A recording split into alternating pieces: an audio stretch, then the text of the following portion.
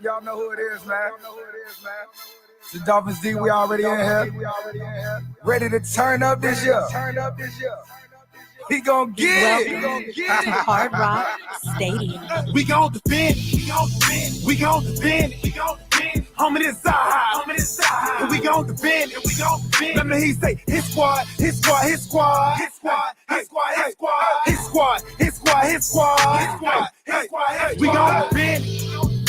gon' defend. We gon' defend. Homie, this side. And we gon' defend. Let me hear you say, his squad. We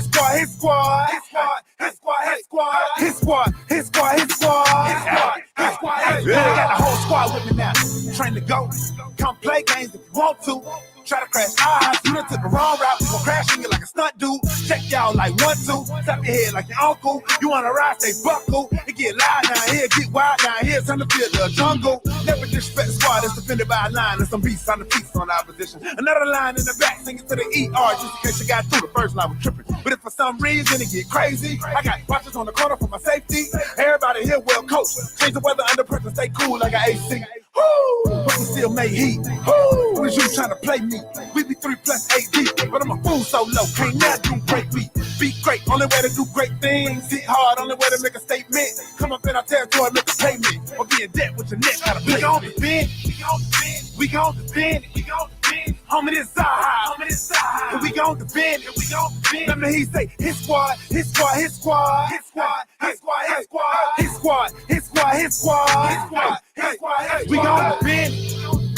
gon' defend. Homie, this side. And we gon' defend. Let me hear you say, his squad.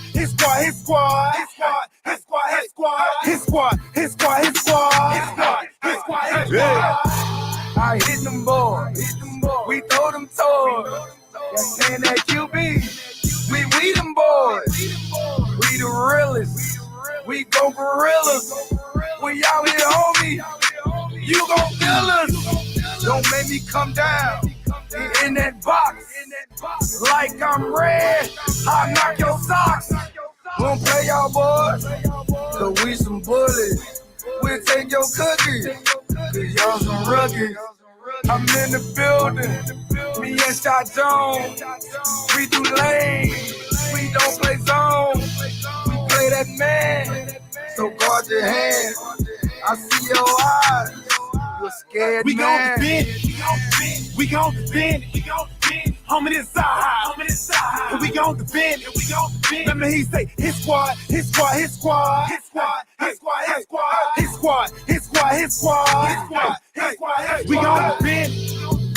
gon' defend. Homie, this side. And we gon' defend. Let me hear you say, his squad.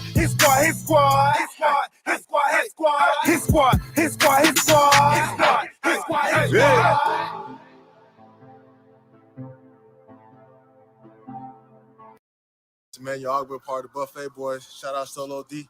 Shout out to DWA. Let's eat. Yo, Solo. You know they been saying you gotta make a hit squad part 2. But you know, man, we hungry this time, man. We gotta eat this time. Yeah. Back in the beast mode. AFC was trying to rap up the East Coast. Take shots, fall back, then reload. Get the powder time to slap up these foes. Anytime we hit the field, then we must play. And these boys my heart, man, I must say. Try to stay in one route like the busway. Trying to eat teams up like a buffet. Eat the offense like a buffet. Eat the quarterback like a buffet. Eat the running back like a buffet. Eat the wide receiver like a buffet. Eat the O-line like a buffet. Eat the coach up like a buffet. Eat the fan base like a buffet. Stay in one route like the busway. I say and not quote. Go hard or go home is the motto. A pick or a sack is the lotto. Let's cook them like Emerald Lagasso. My bad, Lagasse. He going south, that is not me. Hungry for greatness, so I eat. Stay in my zone like a Bobby. Jumping off the edge like Ian Shaq. Straight pressure, never even back. Protection on the way you gon' get wins. Split through the middle like Wilkins. Got some backers on the back that's gon' back me up. Straight action, we be acting up.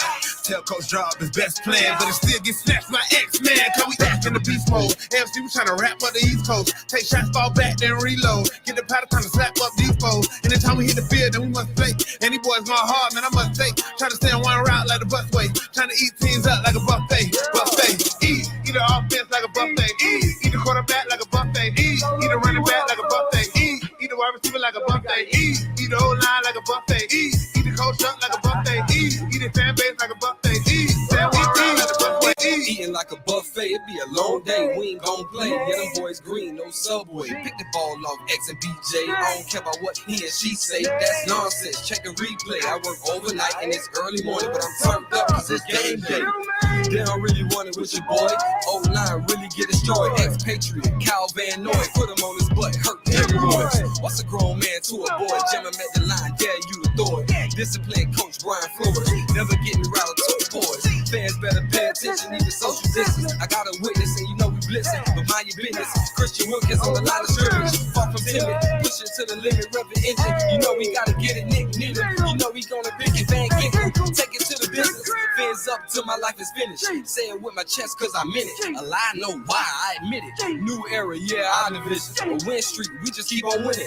So I lose, tell them suck a limit. Bills with the Jets in New England. Miami top dogs where you hear me. Back in the beast mode. AFC, we tryna rap up the East Coast. Take shots, fall back, then reload. Get the powder time to slap up these foes. Anytime we hit the field, then we must play. And these boys going hard, man, I must say. Try to stay on one route like the busway. Trying to eat teams up like a buffet. Buffet. Eat the offense like a buffet.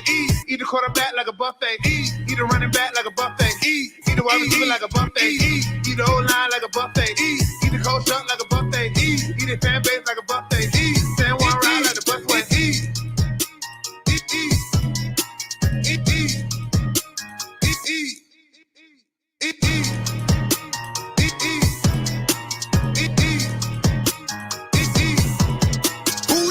So low, so low, so low, deep. So low, so low, so low, deep.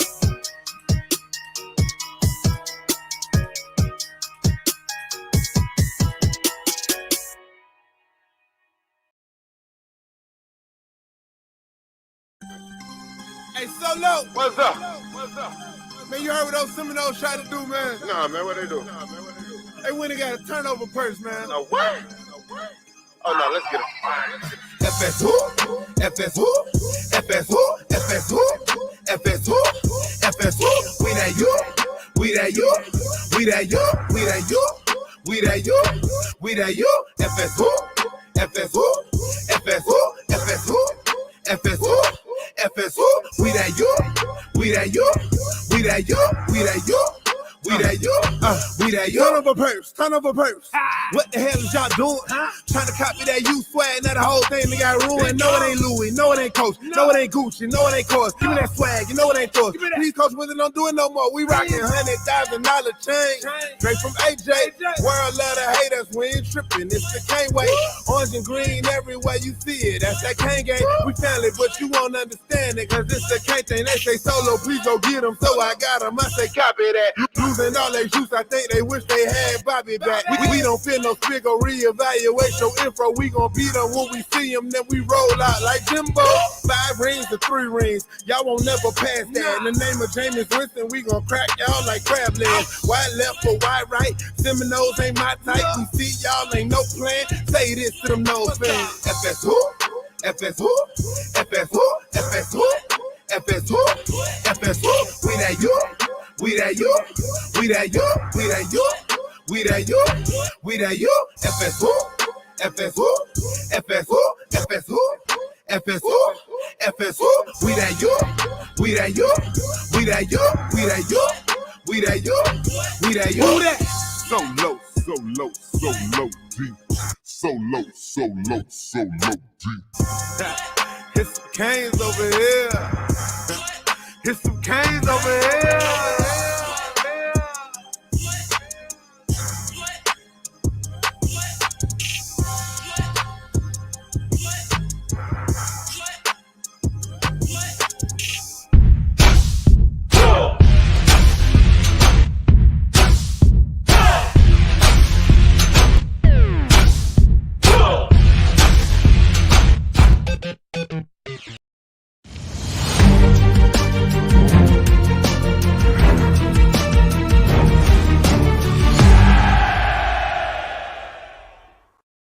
Hey guys, I'm Danny Johnson, CEO at TPP, The Positive Porpoise.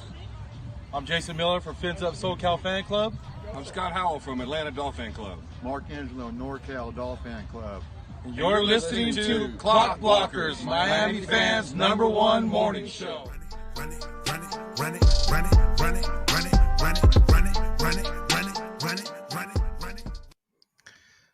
Good morning, my Miami family. What is up? Good morning, family. Good morning, Finlaws. It is your boy, Stephen D, on this beautiful Thursday morning. Super excited that you guys are here joining me this morning. Why? Because it's all nothing but love here on Miami Sports Music Podcast Network, the #1 morning show, Clock Blockers. That's right. Super excited to see you all this morning in the chat room doing y'all's thing. Want to give a big shout out to the people that are already in the chat room this morning. Give it up to Charles Montez. Good morning, Dolph fans. I can't take the wait no more. I'm so ready for the season to start. I know you are, big guy. Me too. Fins fans panels just dropping in to say hi. Off to the gym in 15 minutes. Go get your workout, my guy. Let's go. Let's go, Larry. All right. Chef Ju, as every morning, loves to give a shout out to the members club and the Finlaws. What's up? You know this is your show. All I'm doing is relaying the messages you guys have for each other. That's right. Chef Ju also says, good morning, Stephen D, and everyone. How y'all doing this morning? Fins up all day. Stenson says, good morning, Fins up. And then Charles, diehard Dolph fan Montez says, yo, yo, yo, yo, yo, yo, yo. My guy. Love it, love it, love it. Okay. All right. Well, without further ado this morning, we got a lot to talk about. But before we get started, I need y'all to remember to do a couple of things, all right? Number one, appreciate it. We're already at 10 likes this morning. That's how you guys get ready. Let's do this. First thing I need you guys to do, go hit that like button. If you have not already hit that like button, see, we're already at 12. We're already at 12. I bet y'all don't hit 15 before I finish up everything of the morning workout. I bet y'all don't hit 15. Come on now, hit that like button. Y'all know how it is. Helps us out. Helps the family grow. A-Rod says, good morning, Fins family. Good morning, A-Rod. What is going on? Love it, love it, love it. All right. Also, hit subscribe if you haven't already hit subscribe. That helps us too. We're trying to grow here, people. We can't do it without you, right? Make sure when you guys hit subscribe, you also turn on that bell notification, okay? Need to make sure that you guys, when you guys turn on that bell notification, you guys get alerted every time Miami Sports Music has something going on. I mean, it could be anything. It could be Solo D's dropping some new music, which, hint, that will be happening soon. But y'all ain't never going to know if y'all are subscribed and your notifications ain't turned on. Come on now. Make sure you guys are subscribed and those notifications are turned on. The other thing I need you guys to do, all right, if you guys can, guys, if you donate to the channel, it helps the channel grow. That's right. It helps the channel grow. Hit the YouTube live super chat. You guys can do the Cash App or the PayPal, as you guys can see there right in the link. So look, if you guys go to the description, you'll see all the links there for Cash App as well as PayPal. So make sure you guys do that. Also, this morning, you've seen people like Chef Ju and A-Rod and Charles Montez and who else has been in here this morning? All those are members of the YouTube membership page. What's really cool about that, hey guys, membership people, hit those emojis. Show those people the emojis that you guys have. The Solo D emoji, the DWA emoji. Come on now. If you guys join up to become a member today, you guys have that ready to go, ready for some straight fire in the chat box.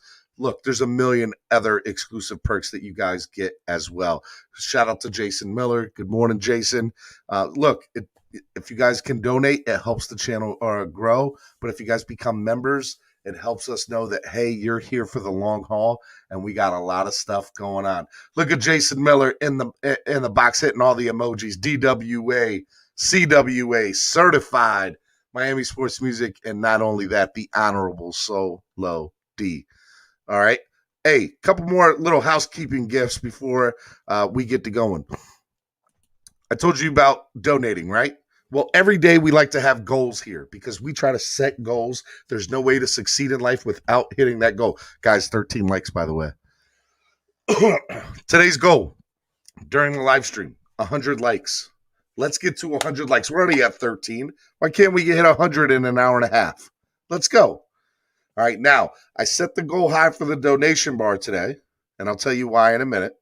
This week's goal total donation is 100 total donations, but remember, any single donation of $5 or more automatically gets you entered into the Pick Your DWA Swag giveaway. Let's go. You can pick your hat if you want a DWA camo shirt, a DWA camo hat, if you want a regular DWA hat, if you want a beanie, if you want your own pair of DWA shorts, whatever you want, you'll get to be able to pick one thing from the DWA swag pot giveaway, which is great. All right. Now, the reason that we have that, so week to date, we're at 53 total donations for the week. Remember, that could be as little as $1 or 99 cents. It could be up to whatever you guys want it to be. Monday, the likes, we hit 69 likes. Tuesday, we hit 81. Wednesday, we went back down to 61. So, guys, let's get to 100 likes today. Can we get to 100 likes? I would love to get to 100 likes. Guys that are already members of the channel, I'm looking out for you on that. If you're watching on Facebook, go over to YouTube and hit that like button.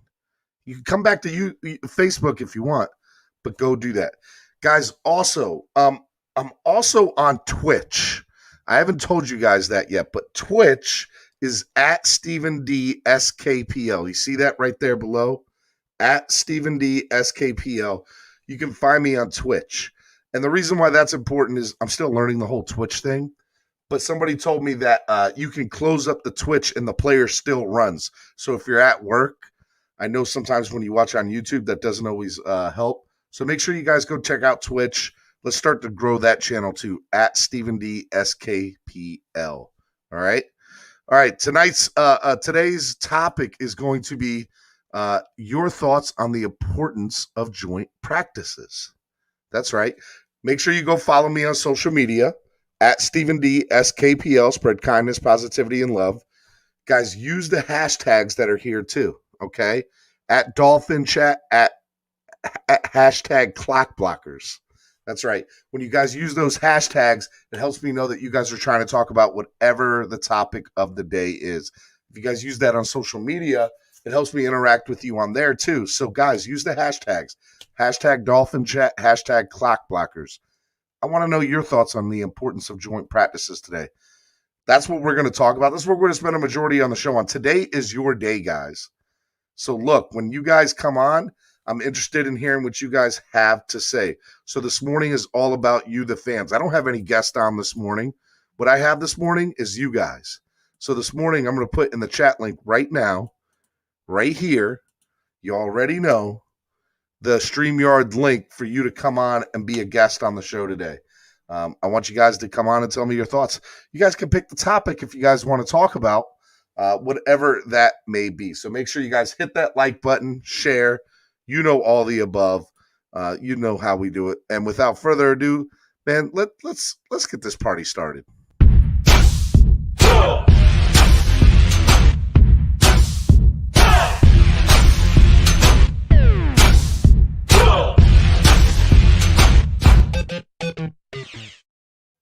Couple more things I want to remind everybody. Coming back to Miami Sports Music YouTube channel exclusively will be Miami Sports Music for the Fans, hosted by me. If you guys want to see all the old episodes, make sure you guys go to our homepage. When you scroll down, you'll see the playlist for Miami Sports Music for the Fans. Make sure you guys go check that out. I have a whole bunch of amazing people that I interviewed up there, from fan club leaders like Scott Howe and the Godfather Mark Angelo, and even Jason Miller. Shout out to Jason. I even interviewed people like Richmond Webb on there too. So make sure you guys go check that out. It was absolutely amazing. And you guys could go download that too, wherever it is you download podcasts as well. I want to remind everybody, tomorrow is Spread Kindness Fridays. And our guest tomorrow is going to be Xavier Scruggs. And as always on Spread Kindness Fridays, we also have Cameron Scott. Okay, Cameron Scott from East 32 Tailgates. Guys, we're going to talk about Xavier Scruggs. Xavier Scruggs played for the Miami Marlins and the St. Louis Cardinals. but now he is an ESPN personality. He actually did the game last night on ESPN, the Royals game. He was the color commentator for last night's game. But he's big on social media. He's got his own podcast called The Bigs. And we're going to talk to him about from the minors to the majors, playing in Miami, and also being a social media star.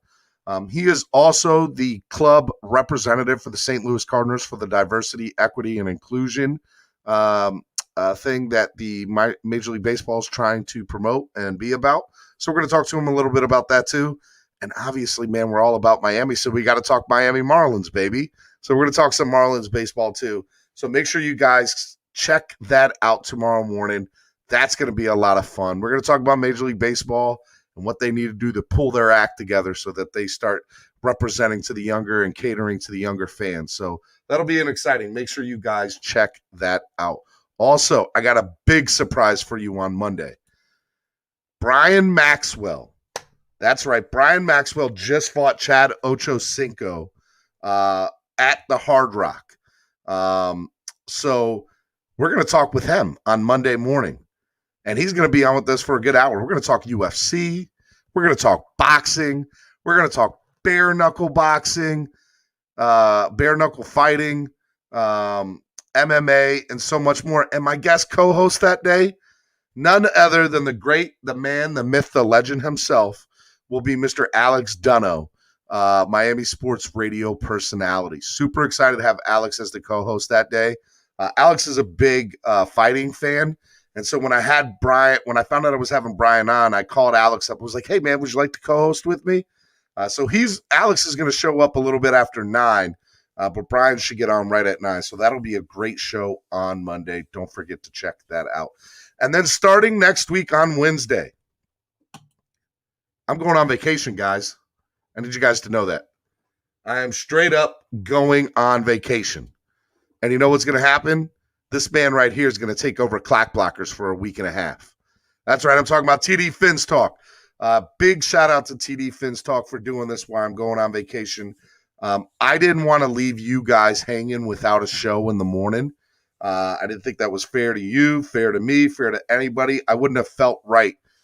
So I reached out to TD. I asked him if he would host the show for a week and a half.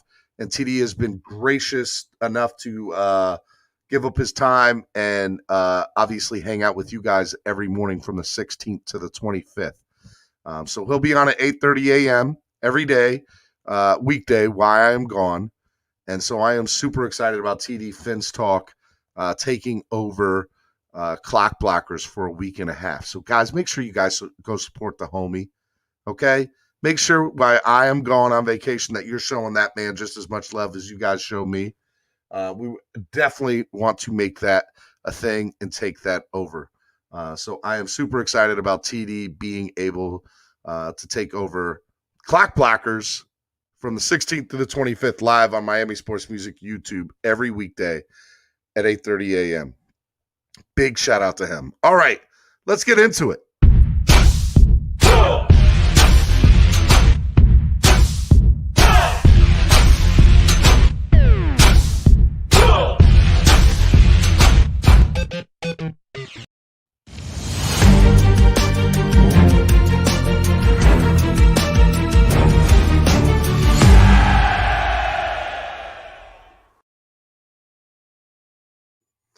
All righty, today's Dolphin Chat, your thoughts on the importance of joint practices.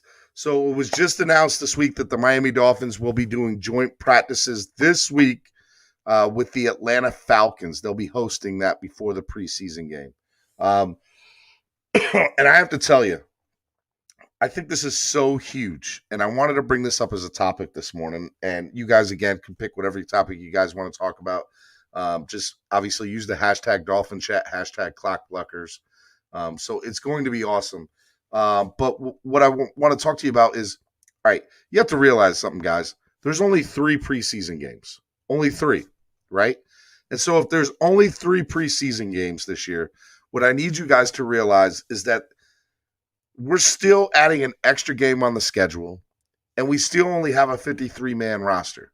So with a 53-man roster and only 3 preseason games, we have to figure out a way to find out the talent we have against competitive talent with only 3 preseason games. Remember, the starters, they're going to get their playing time, right?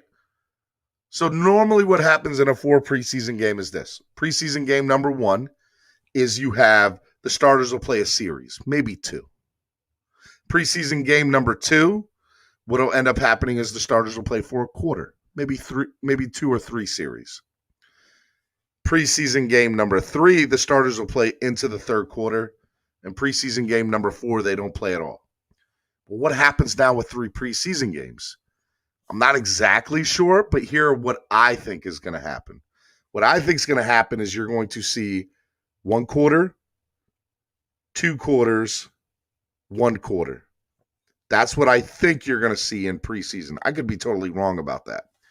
But what I realize is that the joint practices that you're getting with Atlanta, oh my God, would I ever love that stuff to be televised? Because, living outside of Miami, that's the kind of stuff I want to see, because I guarantee you at these joint practices with Atlanta, that's where we're going to see guys be able to be like, all right, here's my chance to make an impression on the coaching staff.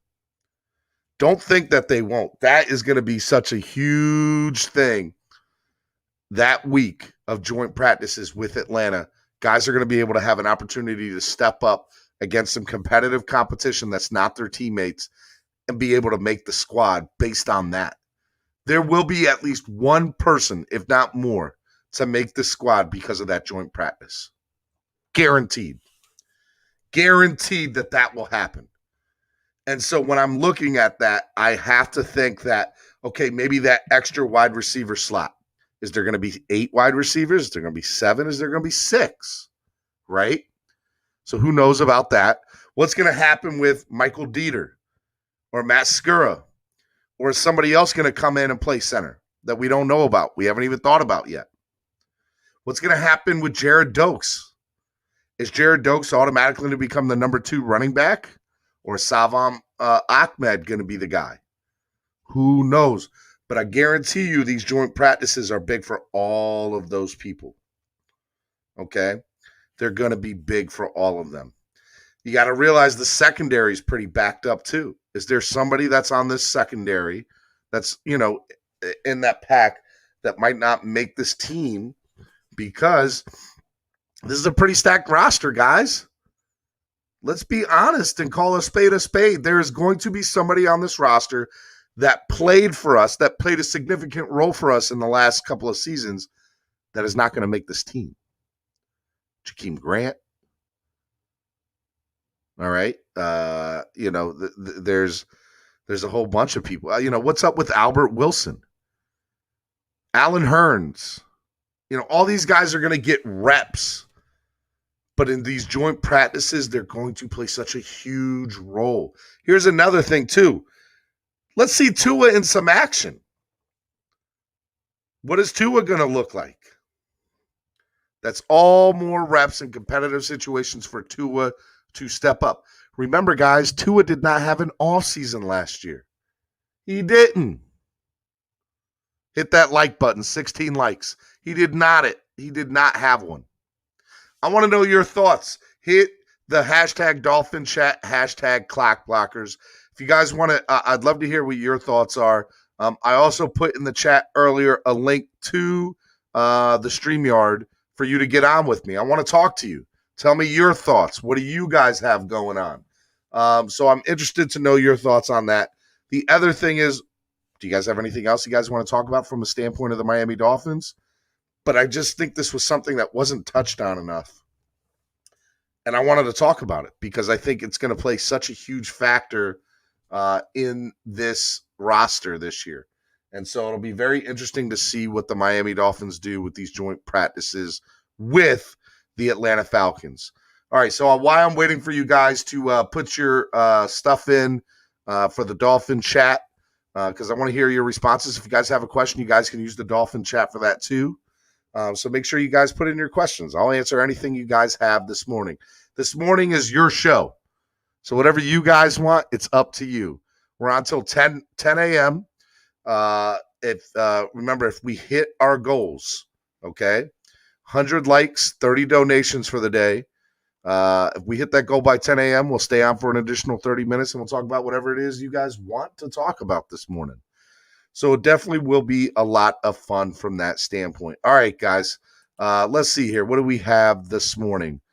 Estephen says, good morning, Stephen, Chef Zhu. Fake Spike 94 says, Estephen, what up, brah? I love it. I love it. I love it. Vikin, I hope I said that name right. Wake up with TD. That's right. That's going to be awesome. Make sure you guys check that out starting Wednesday. It will be a great show, TD in the morning. Chef Zhu says, I would like to get on, but I'm at work. Chef, are you in the kitchen? That's all I need to know.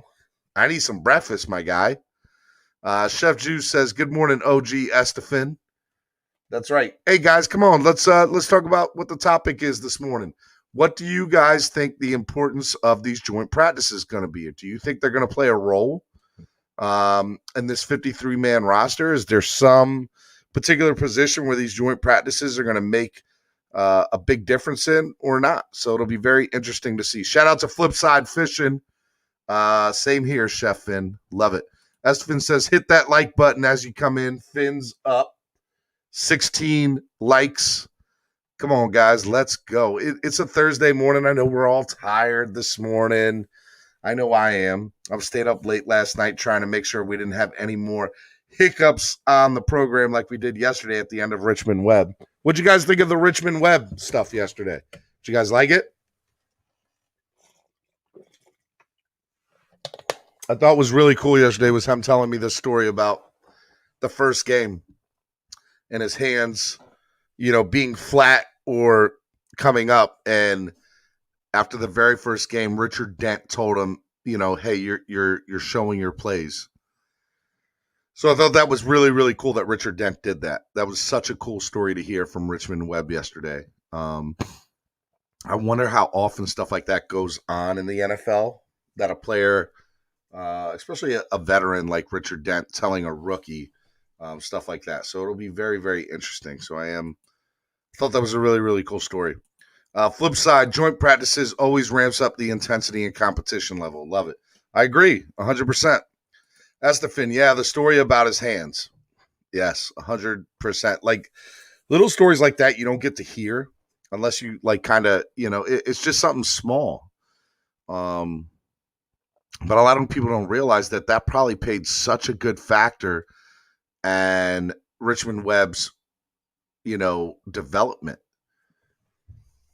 He probably thought about that easy for the rest of that rookie year. And he was already ready. It was such a good thing. Yeah. So, look. Hey, guys, while we're waiting, because, again, I want your questions to come in and what you guys' thoughts are of Dolphin Chat this morning. Guide. So what we decided, something we tried last week, and I got to give a shout out to the fans who created it. It wasn't even me. Is we call it area code donations, right? So if you guys pick your area code this week, whatever area code you live in, make that your donation. I want to know where you guys are watching from. So if you guys hit that donate button, you guys can do that on the YouTube live super chat or the Cash App or the PayPal. Put in your area code. Make that your donation. If you guys do that, I will still enter you into the Pick Your DWA Swag giveaway. So if you're from the 305, make your donation $3.05, right? If you're from the 909, you can make your donation $9.09. But I want to know where you're watching from. So hit your area code donations. And let's have a little fun with it, right? It's always fun. It's always a good time. Chef Shu says, yesterday was a great show with Mitch and Webb. Glad he will have Keith Sims, Tim Bones, and other Dolphins players come on the show. It's going to be awesome. It's going to be awesome. Yeah, I already kind of talked a little bit more behind the closed scenes. We're going to have Keith Sims come on. And then I'm going to probably do like a roundtable. I'm going to try to get a lot of these old offensive linemen onto the show. Older offensive linemen on the show. And we're going to do maybe not the morning show, but like a roundtable. So I'm pretty stoked about that, actually. It's going to be pretty cool. I got some really cool stuff behind the scenes y'all don't even know about yet. So it'll be very, very interesting from that standpoint. Chef Ju says 305 and the 954. Hey, look, all day, Chef Ju, all day. Miami in the building. Yeah. It was definitely good times from that standpoint. If you guys need to know how to make the donation through the chat, it's 3 easy steps, right? Step 1, you guys at the bottom of the chat, you'll see a $sign. You click that. After you guys click that, step 2, you guys either hit a super chat or a super sticker, right? Remember, your donation helps the channel grow. Your donation goes to this channel and is able to put out amazing content every day right here on Miami Sports Music Podcast Network. And then the third step is you figure out by sliding your arrow how much you guys want to put, and you hit buy. And that's the way to do it. And that helps the channel grow. So anything you guys give is absolutely great. Like I said, what we're going to try to do this morning is have a little fun with it. And the way to do that is we call it area code donation. So whatever area code you're from, make that your donation this morning. I want to know where you guys are living. Antonio says, I see you 954. I used to live in Fort Lauderdale. Antonio Gonzalez says, shout out to Antonio. Antonio, I'm going to have to make you a moderator. So yeah, add moderator. There we go. Now you got the wrench next to you, my guy. So you are all set there as a mod. I try to make anybody who is somebody who became a YouTube member a moderator. And basically what that means is you're like a hall monitor on the chat room, which I think is pretty funny and I like. So, yeah, you get a little bit of authority around here. Again, the Dolphin chat this morning is your thoughts on the importance of joint practices. If you were on here just a little bit ago, basically what I was saying is, this joint practice that we're going to have with the Atlanta Falcons, I think is going to be a huge deal for people that are like on the bubble for that 53-man roster. Remember, there's not a fourth preseason game. And because there's not a fourth preseason game right now, this is going to be, quote unquote, your idea of the fourth preseason game. This is going to be where guys make or break the roster. This is going to be, the coaches are going to be looking at this significantly. And so you're going to have 2 days of this, at least. And so it'll be a big deal. Atlanta's coming down here. They're going to play in this heat. No Julio Jones, obviously, as he's in Tennessee now. It wasn't the team I wanted to see. I would have loved to have done joint practices with Tennessee. I would have loved to done joint practices with Baltimore or, I'm trying to think of some other teams. In the past we've done Tampa. In the past we've done Carolina.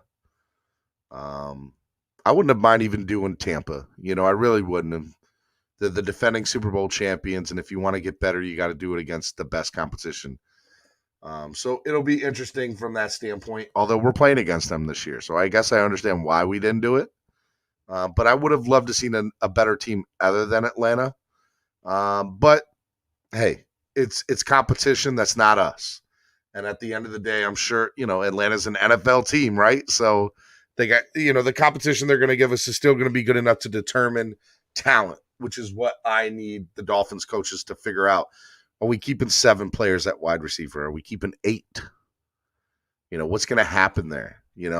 What is Allen Hurns going to look like? Albert Wilson, Preston Williams, all these guys, their talent are good, but are these injuries or, what's going to happen with that? If you can't stay healthy, what's the point of keeping you on the roster? And we have, in order to make a Super Bowl run, we need healthy. We need people that can contribute on the field during the games. So it'll definitely be interesting from that standpoint there. Hashtag 34. What's that for, Jason? Hashtag 34. Yeah, so it'll be very interesting from that standpoint there too. Guys, whatever topic you guys want to ask, if you guys want to ask a question about anything, put your questions in. I want to hear from you guys this morning. This is your show. If you guys want to get on this morning and you want to ask or talk about anything, guys, get on this morning.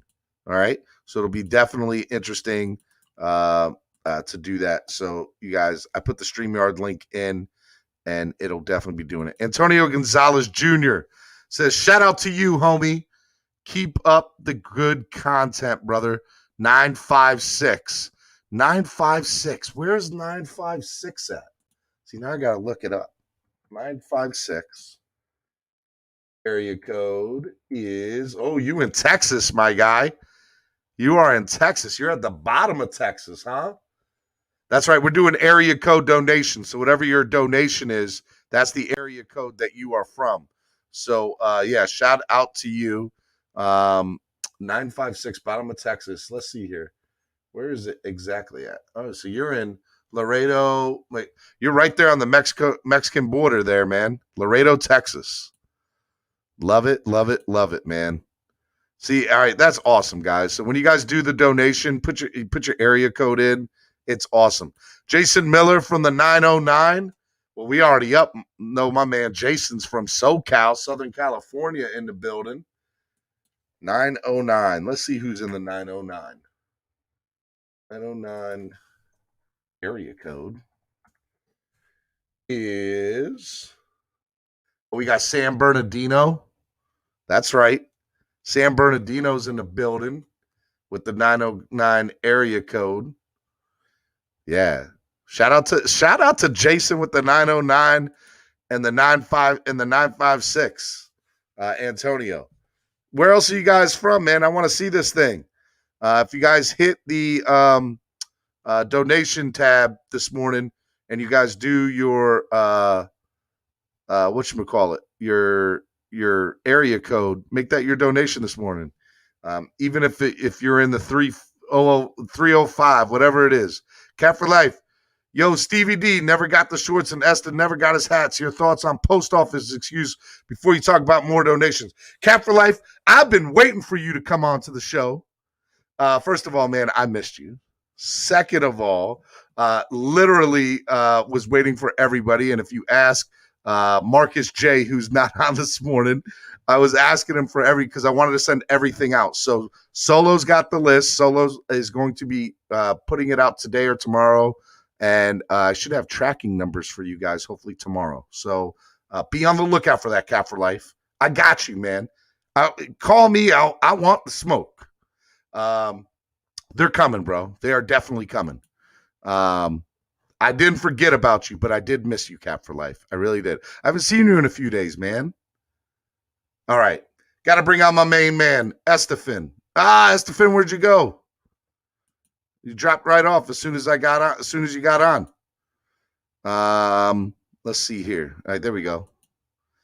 Estephen, what's up? Can you hear me? Can you hear me? You there, homie? You're on mute. Take yourself off mute.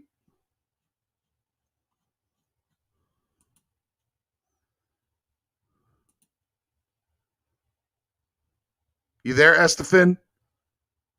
Estephen's having some technical difficulties. We'll get Estephen in there too. Chris, I want in, Stevie D. Hey, look, here we go. Invite. Copy the clipboard. There we go, Chris. George Kane. George Kane. Oh, there we go. There's my guy. Steven. What's up, homie? What's up, homie? Good morning. What's going on, man? Good morning, everybody. Good morning. Man, third time's the charm, bro. Third time's the charm. That's how we do it, baby. That's how we do it, man. What's going on with you? I'm here with you, bro. Whatever you want to talk about, homie. Whatever you want to talk about. Well, look, man, I want to hear your thoughts on joint practices, man. Do you think they're going to be do you think that's going to be a big deal getting them, look, there's no fourth preseason game. Right. So I think it's going to play such a big role this year on roster spots. So what are your thoughts on that? Well, I mean, joint practices go all the way down to college, high school level, man, that I know of. That they're pretty intense, and the players take them serious. If you only have if you're going to be a preseason game short, it does. I think it's beneficial, and the cream rises to the top. The coaches are going to see, a lot of these guys' competitive edge. Basically, at this point, when you have as much depth as we do in multiple positions, I mean, we got so much depth. It's insane, man. We got more depth than you can shake a stick at. We have we're deep at wide receiver, cornerback, D line, whether it's tackle. I think edges is. I don't think it's as deep. So we'll see, man. I think those are the three positions. The O line. We're gonna have to weed somebody out off that O line. I don't think we're gonna keep everybody. But yeah, man, definitely this is gonna be where the cream rises to the top, man, and how serious these guys are taking it. So this is, in my opinion, we have to show a level of consistency this year. You can't just be intermittent success. I understand last year it was COVID. A lot of teams dealt with it. Some teams dealt better because their continuity that they have that carried over from the previous season.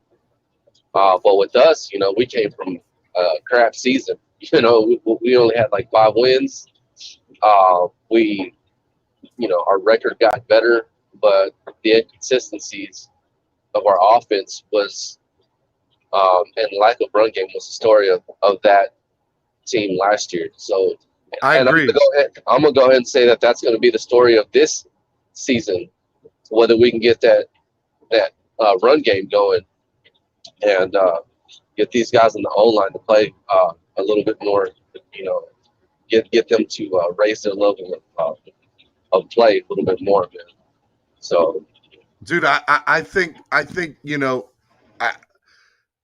as I broke down earlier, when you had 4 preseason games, what you saw is first game, you got 1 series. Second game, you got 1 quarter. Third game, you got into the third. And then the fourth game, the starters usually didn't play, right? And so this year with only 3 preseason games, my thoughts are this: a quarter, a half, and a quarter from the starters, which means you're going to see less opportunities for guys down on the roster to get an opportunity to shine. So when you look at, joint practices with the Atlanta Falcons, you have to realize that, hey, bro, this is where you're going to get an opportunity to shine in front of the coaching staff. And if they don't take it or use it to the best of their ability, man, it's going to be rough. It's going to be rough. I think this is where, I'm just going to be brutally honest, man. I think joint practices is where it should be the final straw for Jakeem Grant. He showed to be a shaky player. I understand he was in a role that he wasn't used to, which was a primary wide receiver, first or second wide receiver, in that one or the other in that order on game day because of all the injuries that we had. But that's when you got to show up. The opportunity was given, and that's when other guys on other teams, you just hear just some random guy you've never heard of, man, just step up. I mean, a lot of people know about Jakeem Grant, but not as an imposing, imposes his will type wide receiver. And so I just think that these joint practices is going to be, it should be. They're going to be lit. They're going to be lit, man. This is like the first time I've been like, man, I wish I could watch it. It's got to be. I think that's going to be the straw that breaks the camel's back on him. On the story of Jakeem Grant and the Dolphins. See, I don't even think he's going to make it to preseason, bro. Here's what I think, bro. I think Jakeem Grant's going to get traded before week 1. That's what I think. Definitely. A trade. But I just don't see him on the roster week 1. If you get anything out of him, I don't know exactly how a trade will go down. I'm not you know what I mean? That's where you're not going to get much for him. You might get a 4th or 5th rounder, but that's top. But I would take a 4th or 5th rounder for him all day. If you could get a 4th round or 5th That is he's a Pro Bowl special teams guy. You tell me right now some teams that wouldn't want that on their roster. Yeah, man. Yeah, I don't think he's got room on this one. Yeah, I'll be honest. He made it for something that, like, I mean, do you really want to hang your hat on the fact that you made it to special teams?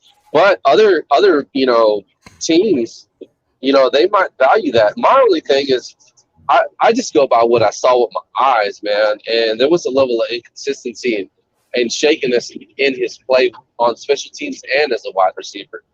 You just got to – you can't – I don't know, man. He just looked nervous to me, man. You could see it through his pads. I mean, like, I could just tell him, just like, man, this guy's nervous. And you can't play – you can't – some guys overcome it and some guys don't. And – I don't blame him for not being able to overcome it because, it's on the biggest stage. You're a pro, but it's what it is, man. We got to get somebody in there that won't be shaky. Walk it like we talk. It says Grant is good for 1 touchdown a year, period. Antonio Gonzalez says 4th round pick sounds about right. All I can think of is draft day at the end, and he's like, I want David Putney. I want David Putney. And I'm like, yeah, dude, I think that Grant there is a few teams out there that feel like they're a special teams player away from, look, here's the thing, right? I think we take for granted special teams. Don't get me wrong.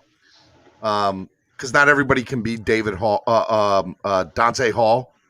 But I also think that at the end of the day, we got so much talent on this squad. And I'm not necessarily talking about Waddle returning kicks, but to waste a wide receiver spot on somebody that is not productive from the wide receiver slot, I don't think Jakeem Grant has a spot on this roster. That's the way I look at it. Yeah, man. I agree 100%. When I talked to Ian privately about the wide receiver position, and I've been saying this going way back to when, before we even got into the draft, man. When you talk about the wide receiver room, I think the one guy you got to mention before you start rolling off names, because everybody forgets him, is I'm already forgetting his name. The guy that played for Kentucky, that we got in the trade for the Raiders, Lynn Bowden. Lynn Bowden can do it all day. There's your special teams guy, your wide receiver, Swiss Army knife. You can put him in the Wildcat. What's the purpose? Why do you need Jakeem Grant when you got a guy like that? I understand he might be a little not as fast, but I mean, what's his level of consistency in special teams? You know what I mean? So that's you know what I mean? It always goes back to consistency for me. That's where we have to be this year. We have to be consistent, just like the defense showed up every game last year. That needs to trickle into these wide receivers, this offensive line, Tua from game in to game out. I'm not just going to ride on Tua because I know most of our fan base, that's the walk it like we talk. It says, can we get a GoFundMe for Tua, a tablet to learn the playbook? I'll donate a 3-ring biter, some Happy Star stickers, number 2 pencil. And look, man, I know people ride him, and he does. I don't think he deserves it, but that's a good one. Walk it like we talk it. That's a good one. Hey, it's what it is, bro. That's why on all these other platforms, I've always said, for a lot of the people that are critical of Tua, if you do support Tua or you want to give him the benefit of the doubt and see what he's going to give us in year 2, if you're one of those people, I mean, in a nutshell, where I'm at with Tua is I just felt like he was a rookie. Like, there's not a whole lot. And at that, the most important position on the field, the hardest position to play, the most cerebral position is the quarterback position. So for me, I'm okay with guys sitting out the entire year as a rookie. He played. He did good enough. But I'm still not too high on, like, being critical on Tua because he was a rookie. And I get it. Some people aren't, because you had Herbert go out there and ball out, whatnot. I'm just not there. I don't like the Herbert talk. That to me is like not a good argument for him. How are you going to take one player who's in a totally different, position with another totally different franchise situation, and compare him to Tua. Tua had an injury, like a major injury, and was in a system that was not designed for them. Herbert went into a system that was straight up designed for him. That was very and look, that's what I see when it comes to the Herbert. When people try to bring up Herbert to me about Tua, I gotta cut him off because it's like, bruh, like that's not even an argument. That's not even an argument with you're gonna hurt your jaw, Steven. You might as well forget about it because it goes in one ear and right out the other. Because that same person that you're addressing is not gonna come off that pedestal of that Herbert take, man. That's where they're at. Look, and it just goes back to something I've said before. A lot of people, that horrible loss we had to the Bills, it sticks out like a sore thumb. So it's almost like they're scarred from it. And I agree with you, that whole Herbert thing, man. And I mean, there's just a number of things that are different that were happening for that guy opposed to Tua, and I just don't feel like you can compare the two. And my analogy for that was like, if you're a gym rat, you like to go work out, right?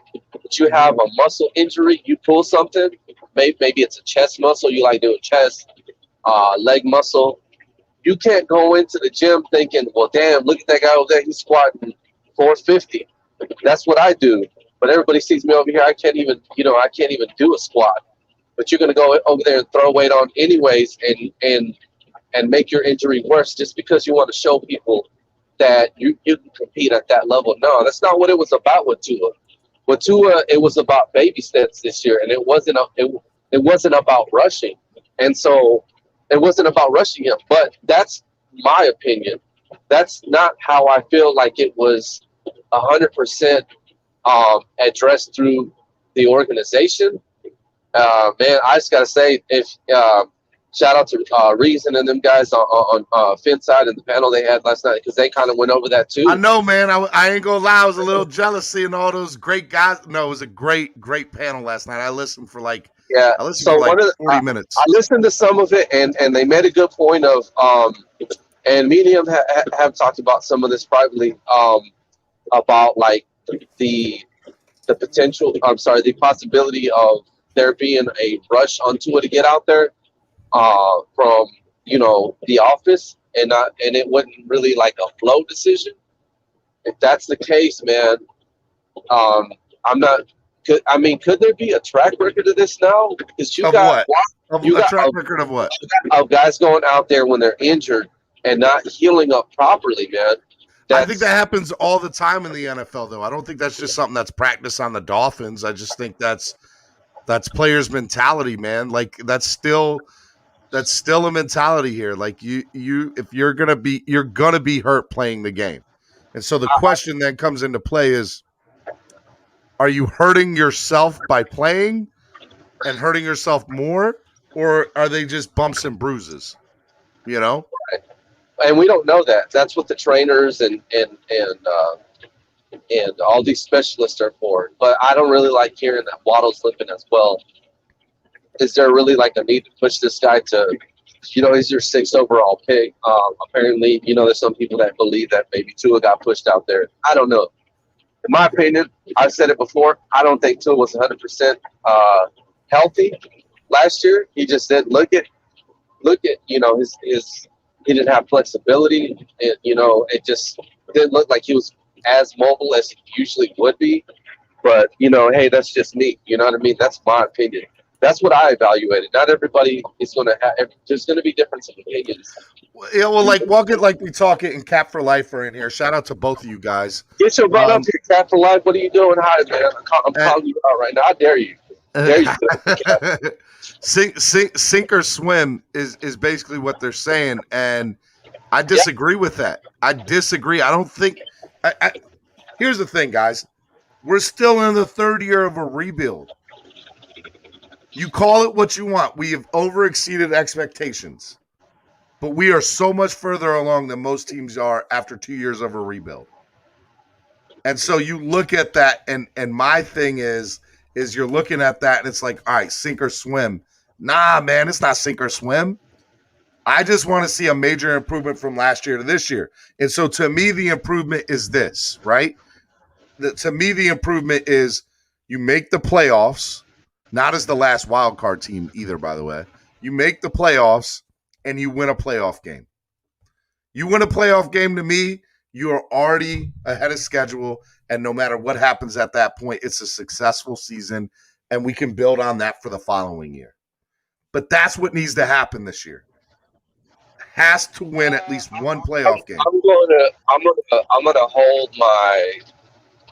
I'll just say this. I can't really give an honest, like declaration on that because of the fact that it really, I mean, we might get a playoff win just from our defense alone and improvement in the run game. Does that necessarily mean that Tua had anything to do with it? You know what I mean? Might have something. Yeah, but if he's not losing, if he's not losing you the game, then to me that's just as good. In my opinion, I want a quarterback.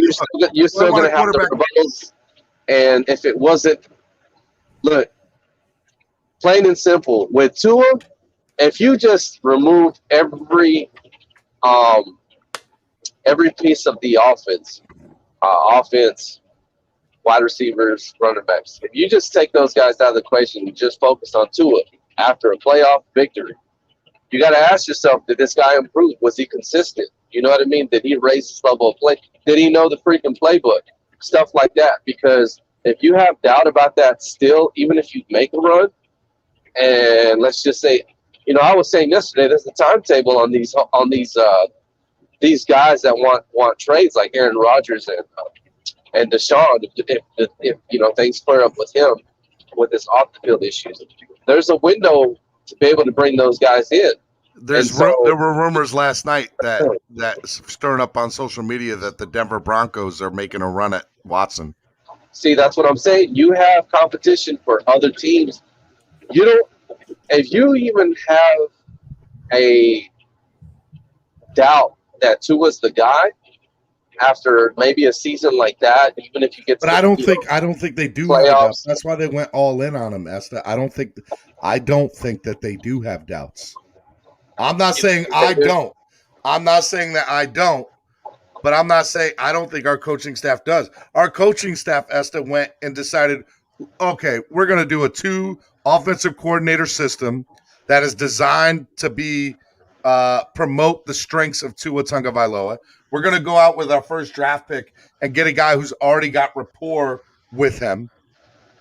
The Dolphins are all in on him. I don't think they have second thoughts about him. Yeah, I see that. I've thought about that as well. But let me ask you something. Could it be that they're trying to provide him all the resources that he needs, and that they know that they need to supply him with? That way, there's no room for excuses on whether he's the guy or not. Because if you provide him these things and he's barely making it, is that really your guy? I mean, and I got to give you a little bit of pushback on the whole, that's their guy. They're all in on him, because just from there's sources, man, and it was out there right before the things went south with Deshaun Watson with the off the field issues. The very next day, we were going to make the trade for Deshaun. So I've heard that rumor. I've heard that rumor. Yeah, you could say it's a rumor, but what I was told was that they were already getting to. All he had to do was put ink on the paper. It was going to happen. They had to make the phone call to the league office. Right. So this is where I'm at. I believe that was the case. I do believe that was the case. So if that's the case, then I don't think that they are all in on him. I think they realize that, some of the stuff that you mentioned earlier, the fact that, he was still overcoming his injury. He wasn't 100%. most likely it wasn't Flo that wanted him out there. But maybe there was pressure from the front office to get him out there. Pretty much, he only played like 9 games, which isn't enough to determine like what you have. But he wasn't in football shape. All that stuff, I'm pretty sure they know about all of that, and they're taking that into consideration. So I want to call out Walk It Like We Talk It. Tua did not earn the job. That's my beef. Locker room witnessed this. Bruh. No, man. So all right, first of all, I love you. I want to say nothing but love on this channel, okay? Even if I disagree with you, I want to talk to you. Bruh, there is no way Flo made a decision without thinking it was the best for the team. I'm telling you right now, Tua would not have started the games that he started if Flo didn't think that he was the best person for the team at that moment. Just like he had no problem putting in the closer, Fitzmagic, to finish off a game.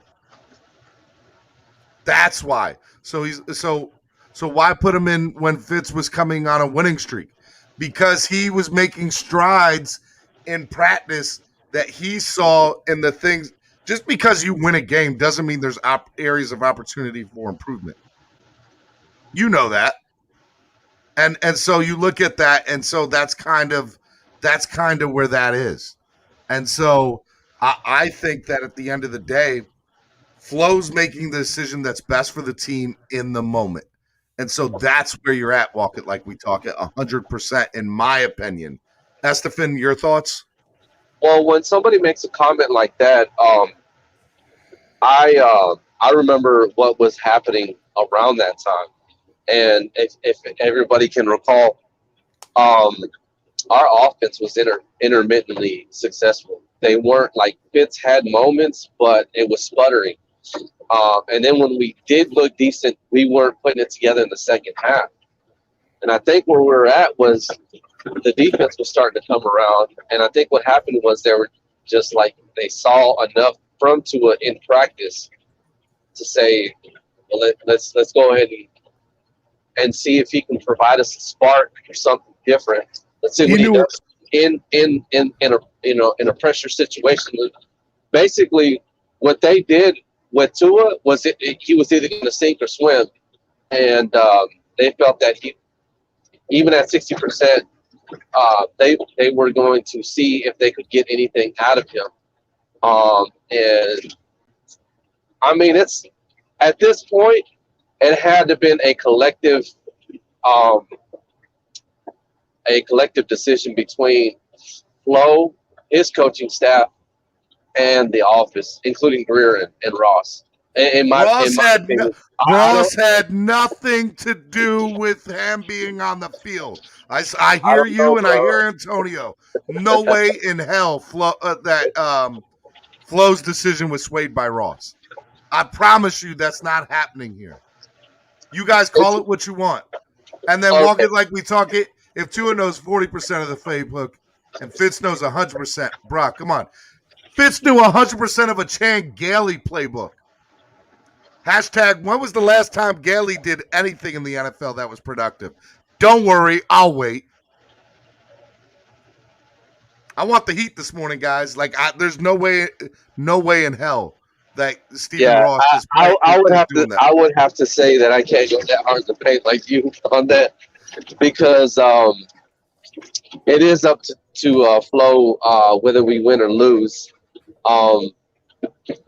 Flo's job is at stake there. You think no way in hell.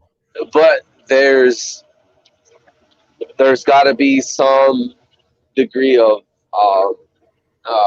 slack on his line because of the fact that it involved the upper office guys like Greer and Ross. I truly do.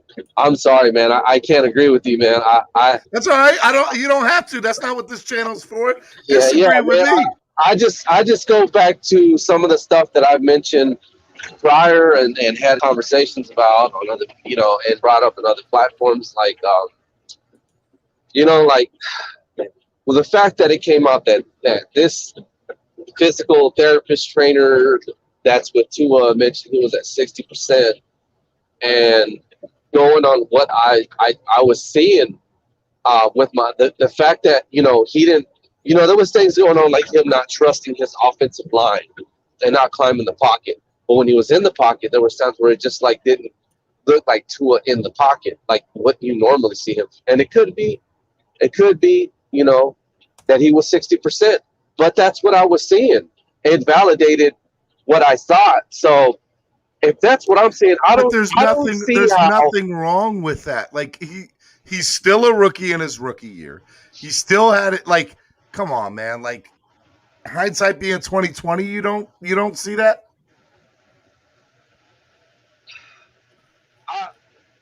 I'll put it to you like this, man. It's not out of the realm of possibility if that's the case, but there's so many things that I think that everything was on the table when it came to making that decision. I think that they had a discussion about it. You have to. Think about it. This is a number 5 overall pick. It's the quarterback position. It's something that can transcend the franchise for years to come. So I believe without a shadow of a doubt that the offense had a discussion. I'm sorry, the office and Flo had a discussion about when Tua was going to start, and they try to pin down the day for that to happen. And I believe that they should have known that he wasn't 100%. I mean, you can. Here's what I'll say. Here's what I'll say. Okay. Do I think that Greer said something to Flo? Maybe. I don't deny that possibility. That Greer said something to Flo. But I guarantee you it wasn't, this is what you're going to do. This is what I think is best for the team. What do you think? And I think there's a real partnership between those two guys. So if Greer made an excellent point, it wouldn't be put past me for Flo to be like, you know what? All right, let's give it a shot. You make a good point. But there's no way in hell that Stephen Ross is calling down like Al Davis and Jerry Jones and saying, stop what you're doing, put this person on the field. No way in hell that's happening. And for people to believe that Stephen Ross is doing that is asinine to me. Okay, let me propose this though. And I believe, man, I listened to so many panels. I might be getting it wrong. It could have been Larry. I believe it was Reason that brought up. And it's a valid point.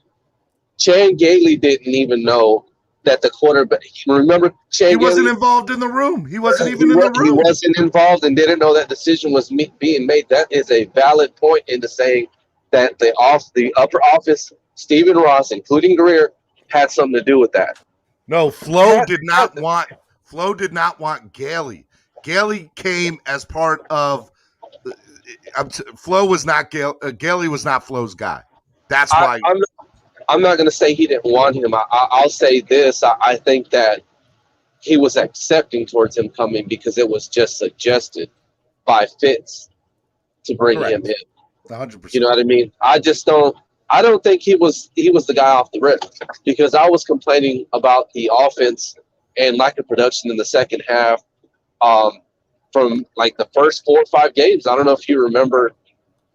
So obviously we lost the first 3 games out the gate. Then we played, I believe it was the Jaguars. We won. We looked good in the first half, but then we couldn't get nothing done in the second half. And I think that's what opened up the window for the whole Tua thing, to be honest. But I think what some people aren't taking into consideration is Coach Flores is still a first, second year coach around that time. And he still also has to practice how to milk a clock and manage a game.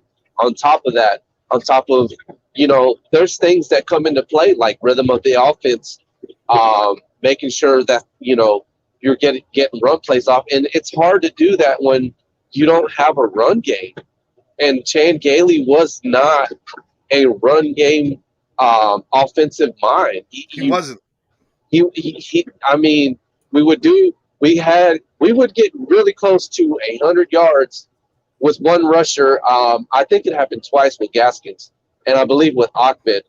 One of them was Ahmed, I think, got 100 and then they just completely go away from the run game in the second half. That's where you got to learn how to milk the clock. You have to. If you ever want to be a champion, if you ever want to get anything done in the playoffs, and that's going to be the story of this. I'll disagree with you on that. Look at what the Patriots did for years. They didn't take their foot off the pedal when they were leading in the fourth. Yeah, but who was their quarterback? I'm just saying. Yeah. No. And that's fine. That's a valid point. But look at who the quarterback was. There's not a whole lot of Tom Brady's out there. Bro, I promise you on everything. This team's going to be run very similar. You're going to see shadows of yesteryear on this Dolphins team of what those Patriots dynasty. I will agree with you that that's where it's heading. That's where it's heading. But it's the key to unlocking that is still the run game. It's still going to be the run game. They have to get it going. They have to. It's a must. Flip side said, can't play scared. You play to win the game. I don't know if he's making that comment because of the run game. I honestly don't think that when you use the run game, I don't believe that's playing scared, to be honest with you. I think that's playing reserved, and I've seen a hell of a lot of teams lose because they took their foot off the gas in the third and fourth quarter because they had a 2-touchdown lead going into halftime. Screw that. Keep the pedal to the metal. Let's keep it going.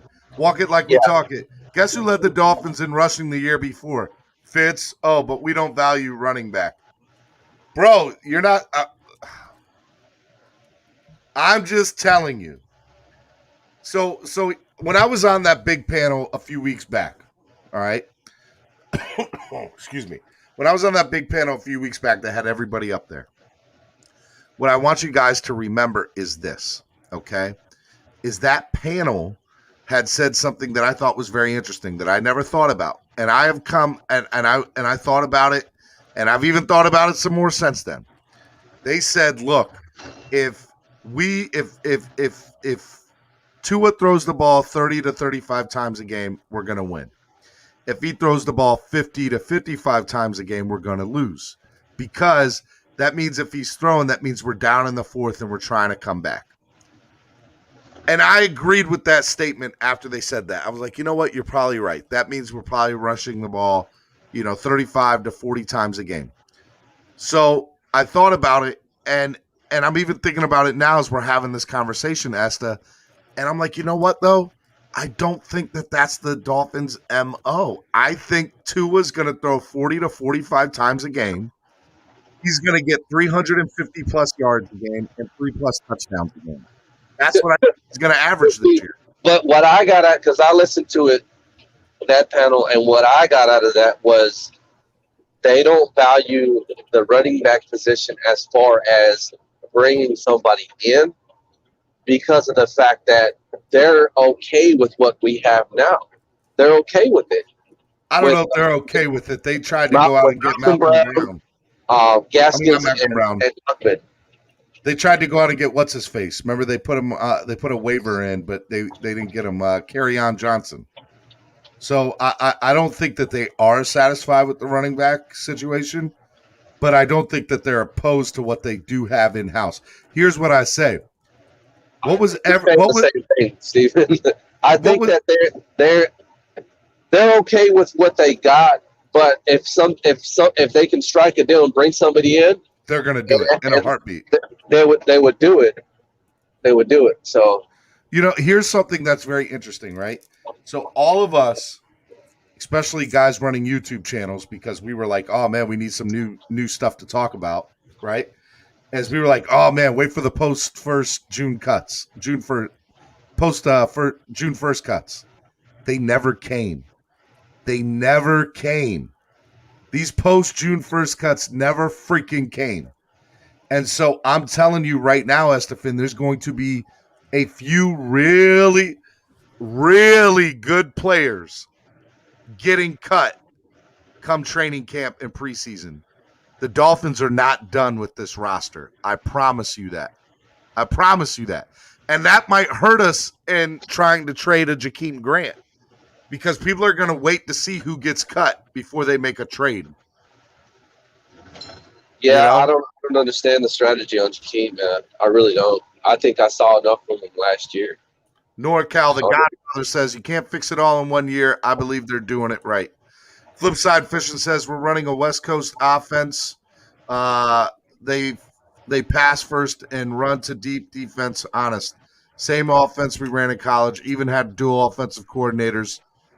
We made it to a bowl game and lost one game. Look, man. Again, I think that the SEC, when you're looking at a team like the Alabama Crimson Tide, they play an NFL style offense and they're playing against NFL type defenses. Like the players that are playing in the SEC on LSU and Mississippi State and all these players, they're good players. They're not bums. And so I think that at the end of the day that's what you're kind of getting with that. Shout out to Pete, fantasy fan panel on this morning. Love it. What's up? What's up, Pete? Finsanity 5 in the building. She said, Esteban, you are doing great. Hey, Finsanity, we got to get you up here one morning co-hosting. Really, Finsanity, good morning. Morning, Pete. Let's see here. Rob G. Good morning, NorCal. Chef Jew, good morning, NorCal. Everybody wants to say hello. Guys, it's the Godfather. You come to me on the day of my daughter's wedding. Look, that's who NorCal is. NorCal's the Godfather, guys. Let's see here. JD says we already see it. They brought in McCourty for Christ's sake.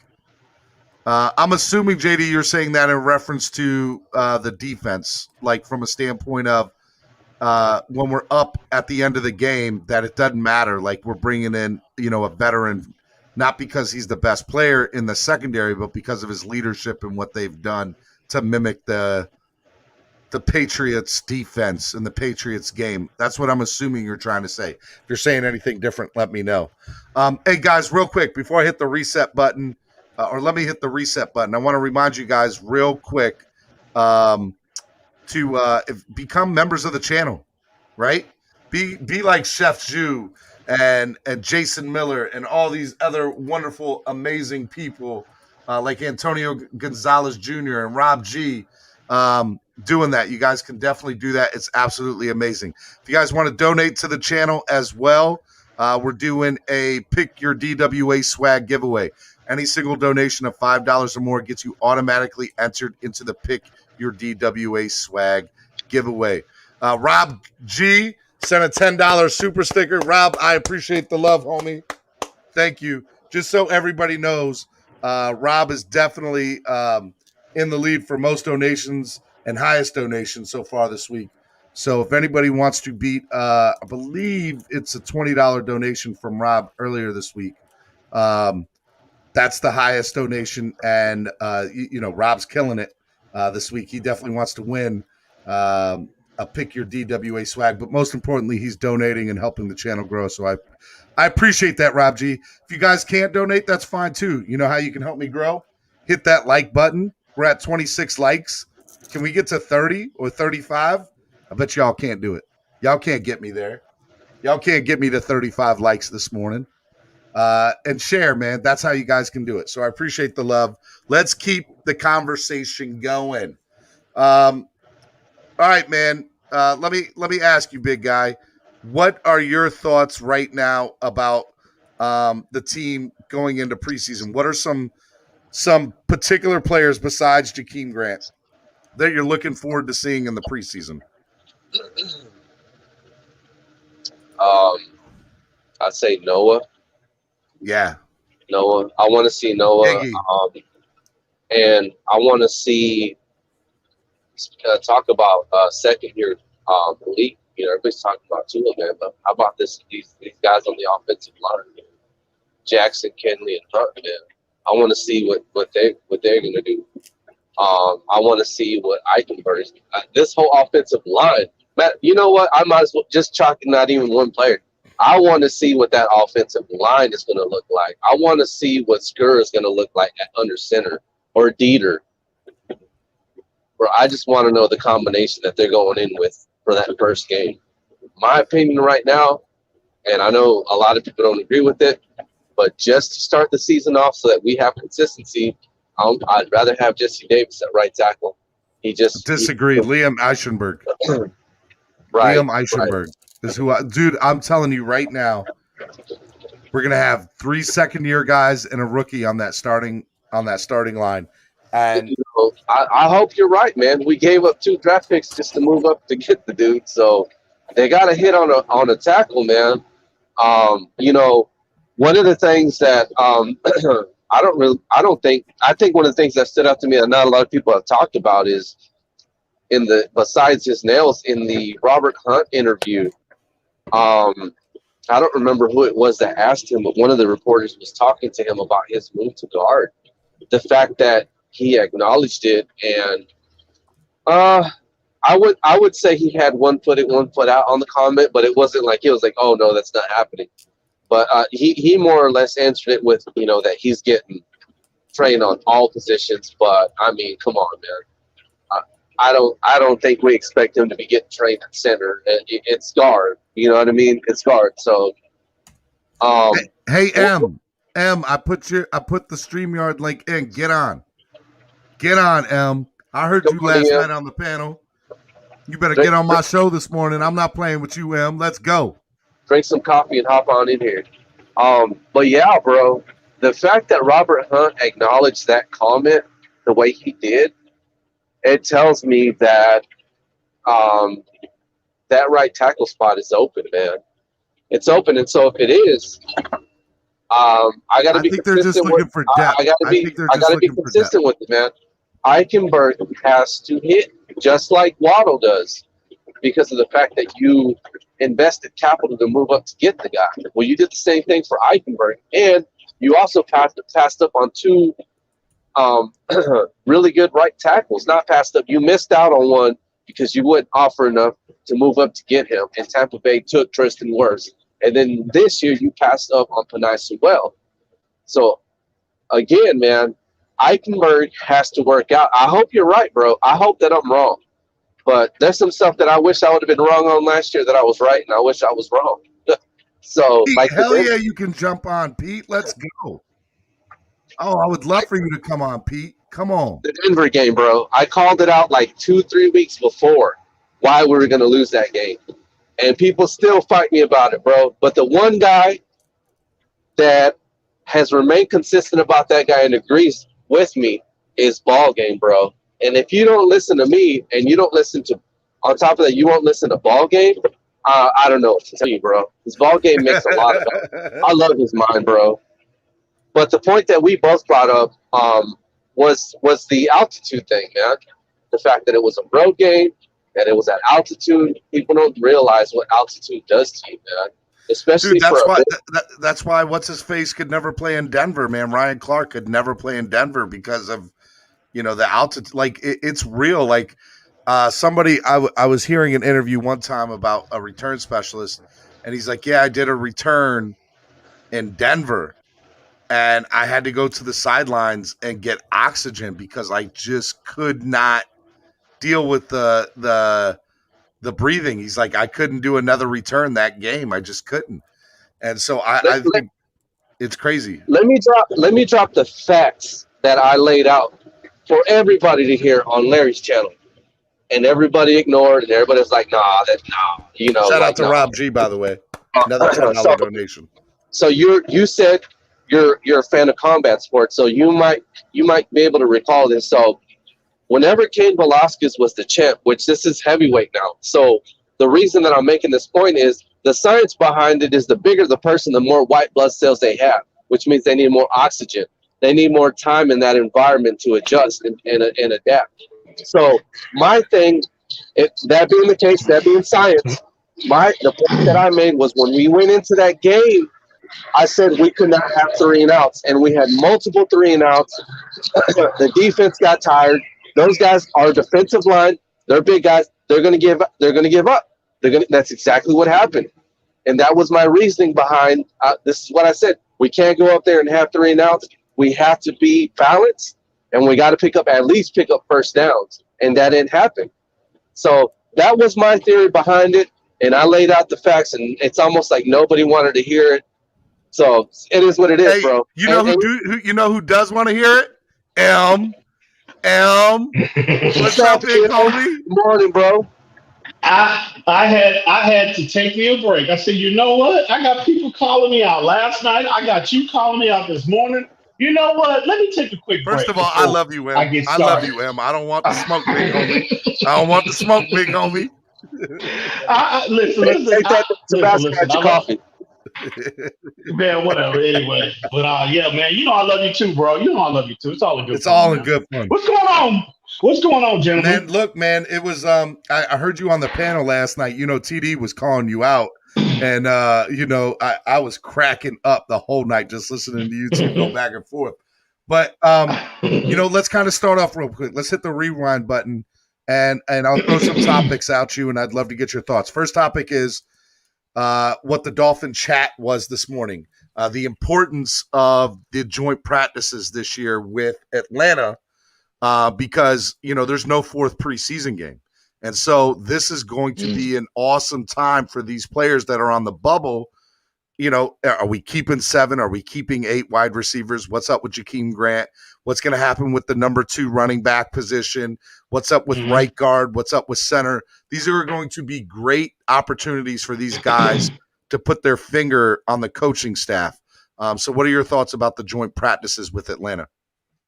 Oh, I'm loving it. More than anybody, it'll be important for a lot of players. You know, we don't have, like you just said, we don't have that fourth preseason game. But more importantly, I want to see what Tua looks like. You know what I mean? I'll be paying real close attention to Tua, because it's only so much you can do when you're practicing against your own team and your own players. So playing against a different team who have their defense coming in and see how Tua responds to another team before we actually get into the season, and into preseason, I think that's going to be extremely beneficial for him, and it'll be huge for him. So yeah, I love it. I had a nightmare last night, fellas. I had a nightmare last night. I got to be honest. You know, I had a nightmare. I don't. You know, I really don't even want to discuss it. I really don't. But I had a nightmare last night, and I'll be hearing about your dreams, Em. Hey, Em. Hey, hold up, Em. I got somebody else that I got to get on the panel. That's what's up. Pete. Fantasy fan panel. Oh, it's about to get loud. All right, a couple things. First of all, I need everybody to hit that like button because shit's about to get real. It's about to get real. The other thing I need y'all to do, make sure y'all donate, make that channel grow. And the more y'all do it this morning, PM. Oh, it's about to get real. I want to hit the Mortal Kombat fight. Let's go. Man. It might be. Hey, thank you for having me up, Steve. What's up, EM and Estephen? What's up, Pete, man? Pete? What's going on, brother? How are you? Good, man. I'm happy to be up here with you guys and talk some Dolphins early in the morning. Hey, man. I want M to finish his comment, but I want to ask you the same question, Pete. What are your thoughts about the preseason, off-season joint practices with the Atlanta Falcons? How big of a factor do you think that's going to play in the roster this year? Oh, it's awesome, man. I do believe that's going to be helping out the coaches. It's also going to be helping out Atlanta with their new head coach trying to get their things of swing going together. Mm-hmm. But at the same time, you know, I'm just happy the world is opening back up and we're able to be doing things like this again in sports. Mm-hmm. That makes 2 of us, bro. I want them to open up those practices. I want to go see them, man. That's going to be crazy, crazy times. All right. I think everybody here kind of has different philosophies about Tua. So it would not do me any service to not have M and Pete up here without getting their opinion of what they think, because, you know, I disagree with a lot of what Pete says, and M is very passionate about the way he feels too. So I'll let either one of you go first on is this a make or break year for Tua? Does he have to, like, are the coaches on the hot seat because of Tua? Like, that doesn't make sense to me. But tell me why you agree or disagree with that. Go ahead, Pete. Oh yeah. I mean, I was on Larry's show. I was gonna let you go, Ian, but yeah, I was on Larry's show. I told everybody here exactly how I feel. This coaching, the whole staff is on a hot seat right now, and it's in part due a lot to Tua, and it's just as a fan, it kind of sucks, the hope and everything, but at the same time, there's just so much big concerns with this guy with Tua, like in a COVID season. This guy doesn't really get the playbook down all the way. And he didn't start all the way to week 8, week 7, right? He had more time than matter of fact, he had more time than any rookie in NFL history to learn a playbook due to this type of season we had in COVID. It was no meetings. There was no preseason. He had way more time to sit, adjust, and learn the playbook on his own at home or anywhere. And for him to come out and sit here and bash, to me, I took that interview that Tua, him saying that he didn't know the playbook. You were upset about it. I saw your stuff. Yeah, you were I mean, pissed. exactly. Like he's downplaying the coach. Literally, he's downplaying the coach and everybody on the roster saying that. Because how do you start a player that is limited, doesn't know the playbook, and yet the guy that you benched knew the playbook in full, was playing clearly way better football than you and Ryan Fitzpatrick. And we went to this and we caused our own team to lose in this situation. Now, people will say, Pete, what are you talking about? Tua went 6-3. If you go back to all of those games, there's not one game you can name that'll make you sit here and say, hey, Tua beat that team. But here's another thing. Other than Arizona game, Pete. Other than Arizona game. Exactly. And here's another thing. That Arizona game.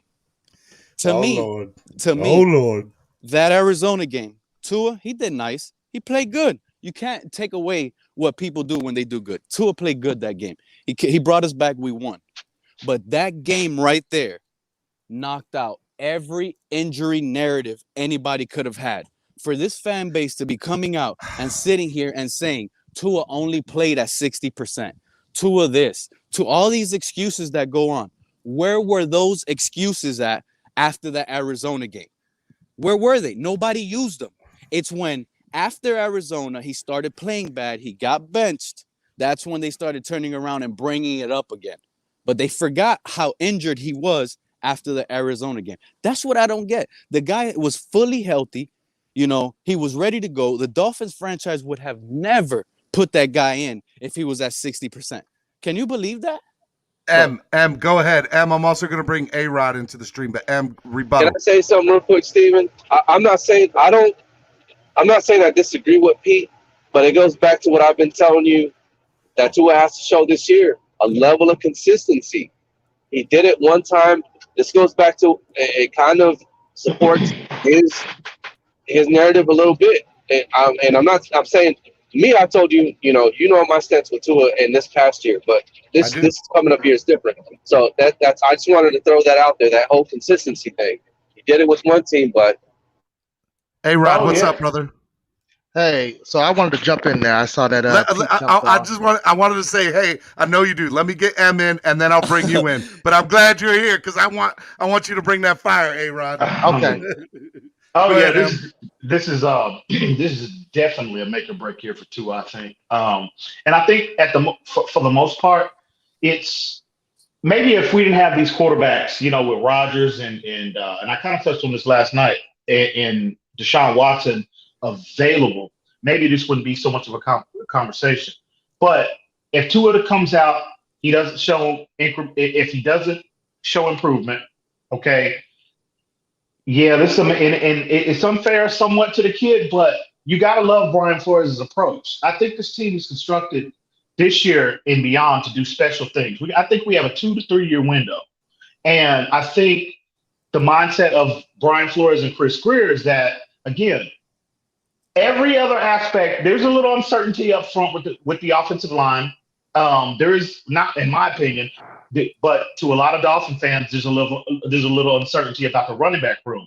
But every other aspect of this team, I mean, we can compete with anybody in the entire league, and the Dolphins know that. Brian Flores knows that, and the biggest question mark is the quarterback position, and it's only because Tua hasn't proven it on the field yet. So Consistently. He hasn't proven it on the field. The NFL is all about. I agree, but that's. I mean, the NFL is all about consistency. You know, they're not all about. I don't flashes. disagree with that. I just want to make sure you throw that word in there. Oh, absolutely. Josh Rosen flashed. He flashed. Oh, Lord. Don't go there. But the NFL is all about consistency. Tua hasn't been consistent enough. So with that being said, it is, unfortunately, for Tua, it is definitely a make or break year. And again, like I said, overall, where we are as an organization, they are in win now mode. And they are, this train is not going to stop for anybody. They've clearly shown that.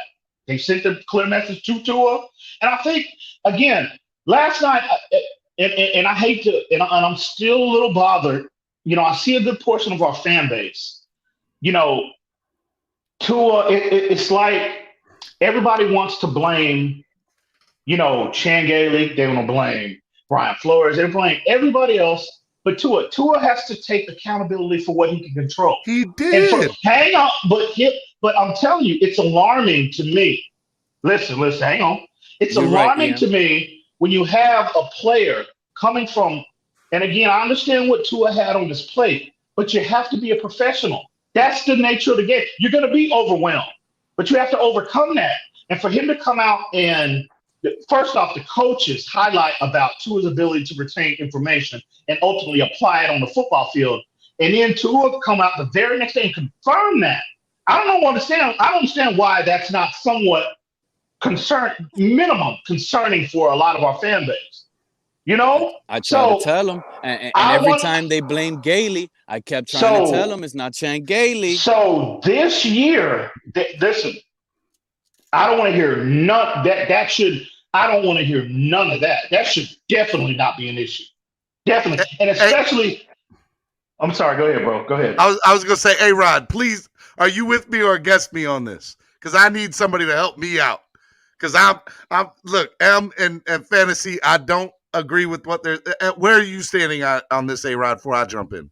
So my thing is, after 20 years, you guys, we have been in a perpetual mid, I guess, 8 to 10 wins, so to speak, for so long. 6 to 8.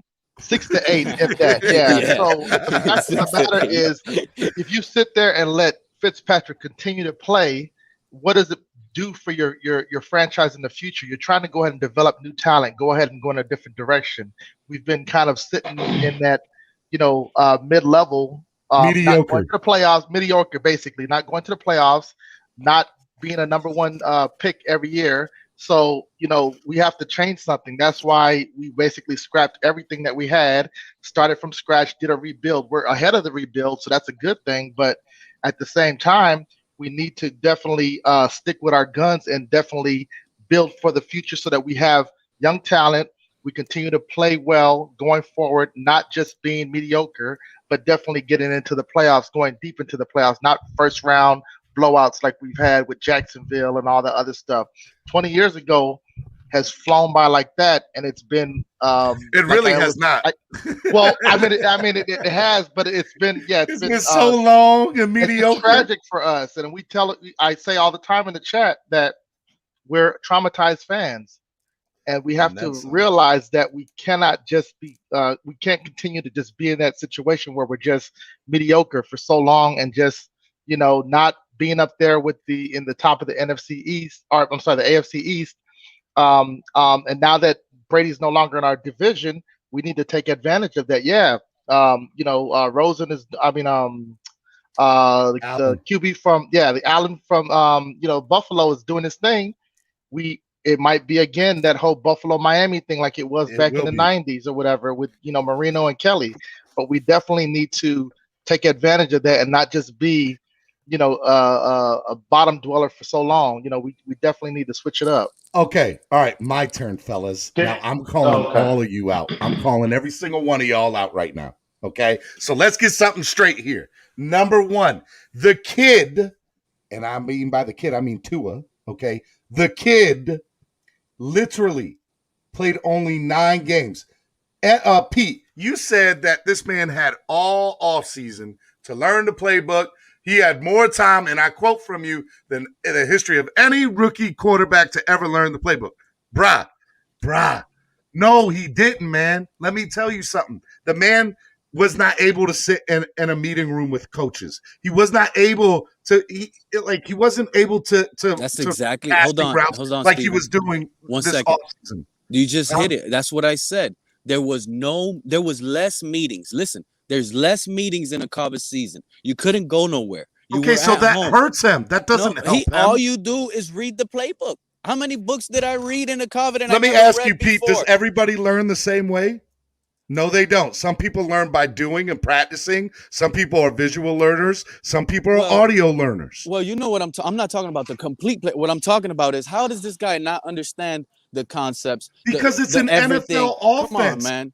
He had way more time than any NFL rookie. Well, then let me run it past you then. How come no Chan-Gailey quarterback has been successful, with the exception of Fitzpatrick a little bit? Because it's not like Gailey's run successful offenses in the NFL.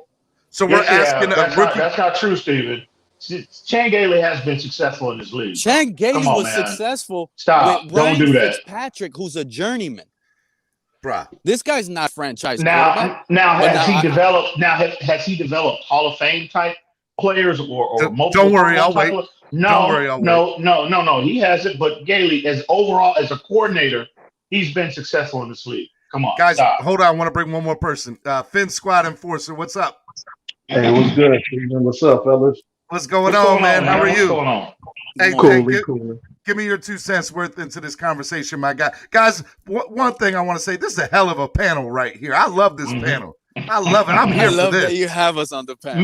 Me too, Steven. EM Dolphins fan too, bro. Really? Oh, okay. I appreciate that, bro. I appreciate that. I love this panel right here. Seriously. Hey, Steven, how was that music video I showed you on Twitter? Oh, bro. Take you, bitch, be humble.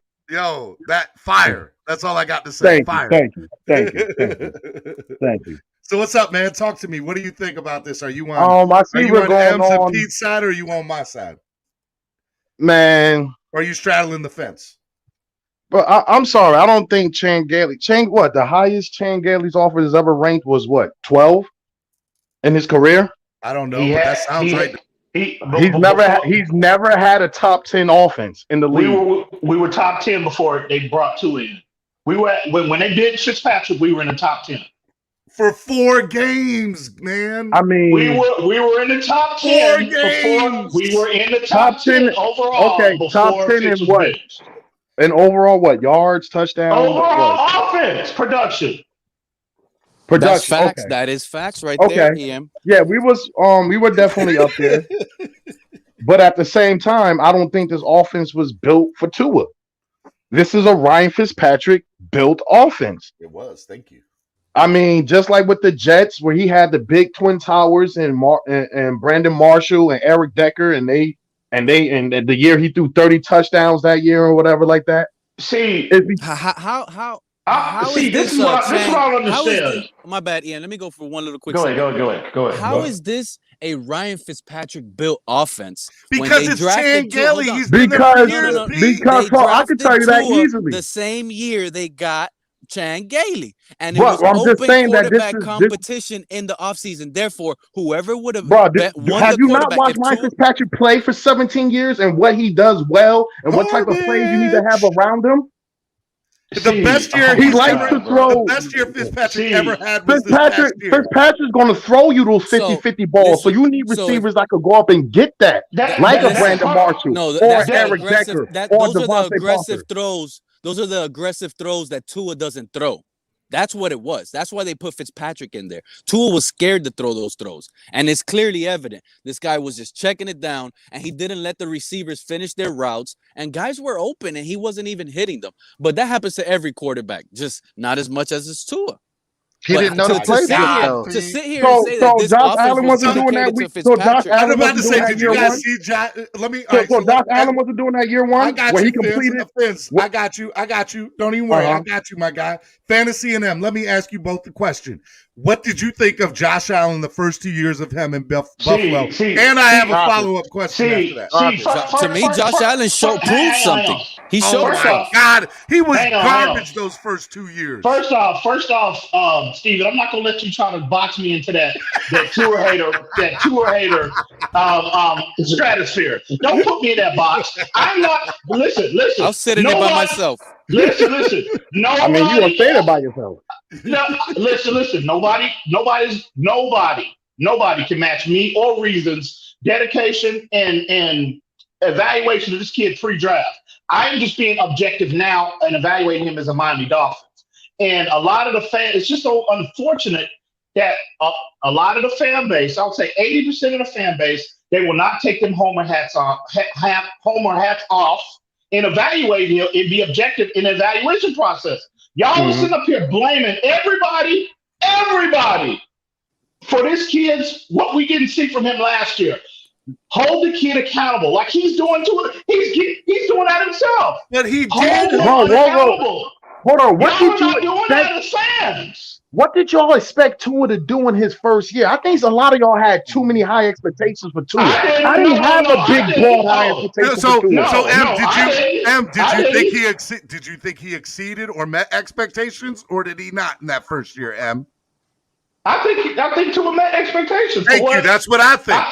Me too. Listen. I never the receipts are out there. Y'all know what platforms. If you want to do your research, there's multiple platforms. Go ahead, promote him, man. Go ahead, tell him. At the end of the day, I'm not one of these ones that had these unrealistic expectations. You Reason had a show dedicated to what his individual statistics would be, and they were and based off what we saw last year, if you project that out over a 16-game season, he would have met those or fall just short, like one touchdown below what we projected.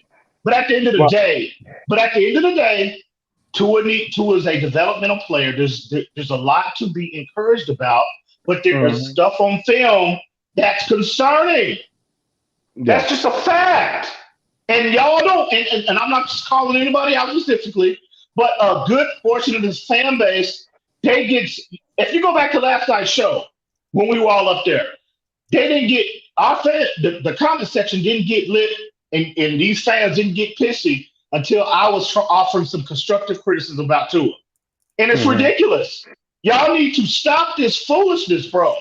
Y'all don't want to hold Go ahead. Do you think because, the last couple of months have been crazy with all this Tua hate or whatever, and I think the fan base, we've seen so much in the national media just getting beat the fuck down every time that we have to overly push Tua over like that and speak positively of Tua and shit like that. And I think a lot of the fan base feel like that.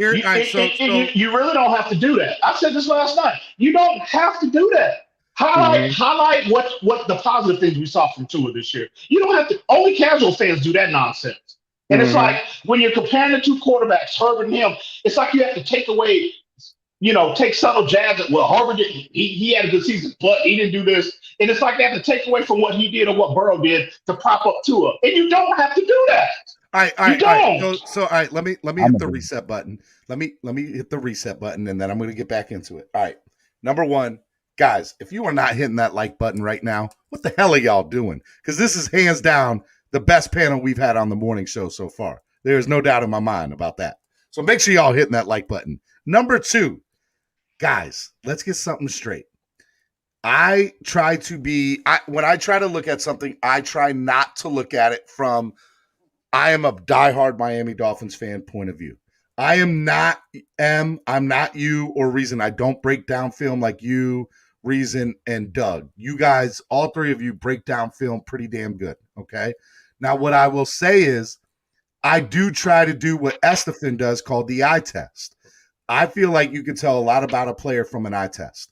And what I saw last year from Tua was I saw somebody who was a team player, somebody who made some really good decisions in certain times last year. My favorite game of him last year was the Kansas City game. I thought that right there showed me, all right, we definitely have somebody here that can win us a Super Bowl. That's what I think. Now, Do I agree with Pete's assessment of how it is? No way. But do I understand why he sees it that way? I do. I get it. And I also see some of the other fan base, which I don't think are up here. I think some of the fan base is jaded. Look what we went through 7 years with Tannehill. And Tannehill divided this fan base. Don't care what you call it. People either loved him or they hated him. And in my opinion, he had nothing to do with his success or failures. That was on the coaching staff. That was on having different offensive coordinators all the time. Like, there were so many other different factors. That's a whole other show for another day. But can I ask a question, Steven? Yeah, go ahead. Would people want Tannehill now with this coaching staff? Oh, see, now you're bringing up a whole other. That's exactly what they should have done, and that's exactly why I didn't hear you. I didn't hear you. I said, would the fan base be okay with Tannehill with this coaching staff? Yes, Tannehill will be win. I have to agree with Pete on that. Yeah, I would say yes. I would have. That's exactly what Greer should have done. He should have rebuilded and kept his quarterback, and that but you couldn't have done that. Don't draft the quarterback. He had to get his own guy. You could. But it was time, bro. It was time. I love me some Tannehill, but it was time. I'm not willing to go there. I think Tannehill is. I think while we're seeing this version of Ryan Tannehill, he's benefiting greatly from a historic Derrick Henry rushing attack. Henry. People don't give that running game. I mean, bro, they've been operating at a historic level the last 2 to 3 years. If Derrick Henry runs the rushing, he's benefiting greatly from that. Bro, the man that ran for 2,000 yards last year, nobody. I know if Derrick Henry does it again this year, he's easily best running back in the last 15 years. Easy, in my opinion. So that's what I think. All right, guys, 34 likes. Come on, let's get to 40. Seriously. I'm done with Tannehill, though. I'm done. I don't want to talk about Tannehill. I'm done with Tannehill. Oh, no, we're not going to talk about Tannehill. I just wanted to just pose the question. Let me ask you guys. I hear you, bro. And I'm not trying to be funny. I'm trying to come at this from a real standpoint. We have to play this into our heads. And I don't want to put it out there into the universe, but let's be honest. If Tua gets hurt, what does Jacoby look like on this offense? Like an average quarterback. He's not going to wow you like Fitzpatrick. I don't think he's going to have many big moments. He's just going to keep the offense moving, keep the chains moving, and that's it. But he is a check down fiend, though. Yeah, I gotta agree with that. Hey, Rod. I mean, to me, he's brought in just to be a game manager. The reason why he's the second string quarterback in the first place, just to manage the game, keep us winning. As long as the other units continue to do what they're supposed to do, defense, special teams, and he can get and not throw a whole bunch of interceptions. There's a reason why he's not a starter. So as long as he manages the game, gets us where we need to be, continue to win. That's what we need. Who did he say throws a lot of interceptions? Did you just say Jacoby Brissett throws a lot of interceptions? No, I said he doesn't. He does not. He said he doesn't. As long as he does not. Oh. And see, I think his middle name is conservative, and that's just that's just his game. That's the strength of his game. He's disciplined and he's conservative. And Flores being a defensive-minded coach, they generally tend to gravitate toward those type of players. So, we won't see the explode. More than likely, we won't see the highlight reels. We won't see the the highlight throws or whatnot. He's just a conservative player, and that's just that's why he keeps bouncing around from team to team. Yeah. Estefan and then Pete. What are your thoughts on Jacoby? Estefan, go. Well, I'm gonna go real quick while he's on silent. In my opinion, and I've said this before, Jacoby Brissett right now is the best quarterback on the Dolphins roster. Oh my God! Yes! Come on, Pete. That's why I was trying to wait for Pete till the end. Because come on, man. This is why really. It's like you do this on purpose. I really Pete, do you really mean that, Pete? I'm going by from what I seen on the football field, not how guys are off the field. It doesn't matter how nice they are. From what we seen, Jacoby Brissett, he's underrated, man. This guy's a really good quarterback. I know you called him a check down, but he's He's the check down king, bro. No, check down king. It goes to either Teddy Bridgewater. Teddy Bridgewater is definitely the check down king.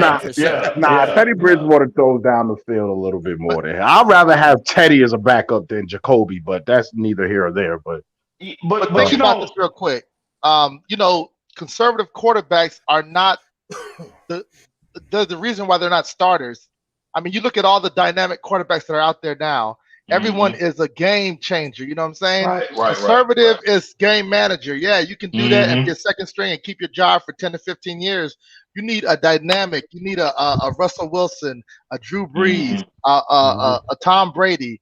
Those type of guys that'll sit there and light it up, and you'll see highlights on ESPN every night because of the fact that's what makes the difference between the second strings and the first stringers. All right, I would agree. Let's go to another topic. Who starts at center this year?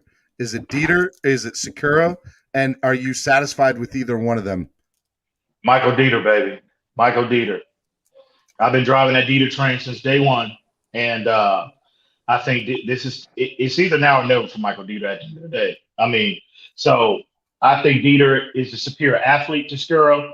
I think obviously he, playing that position at this level, he doesn't have the experience that Skura has. But I think athletically he's an upgrade. You know what I mean? I don't think he has a durability issue that Skura has, traditionally had. And it's either now or never with Dieter. And I think the Dolphins really want to see how he develops there. I think they're going to give him every opportunity to start. And I think Dieter steps up and assumes their role. Pete?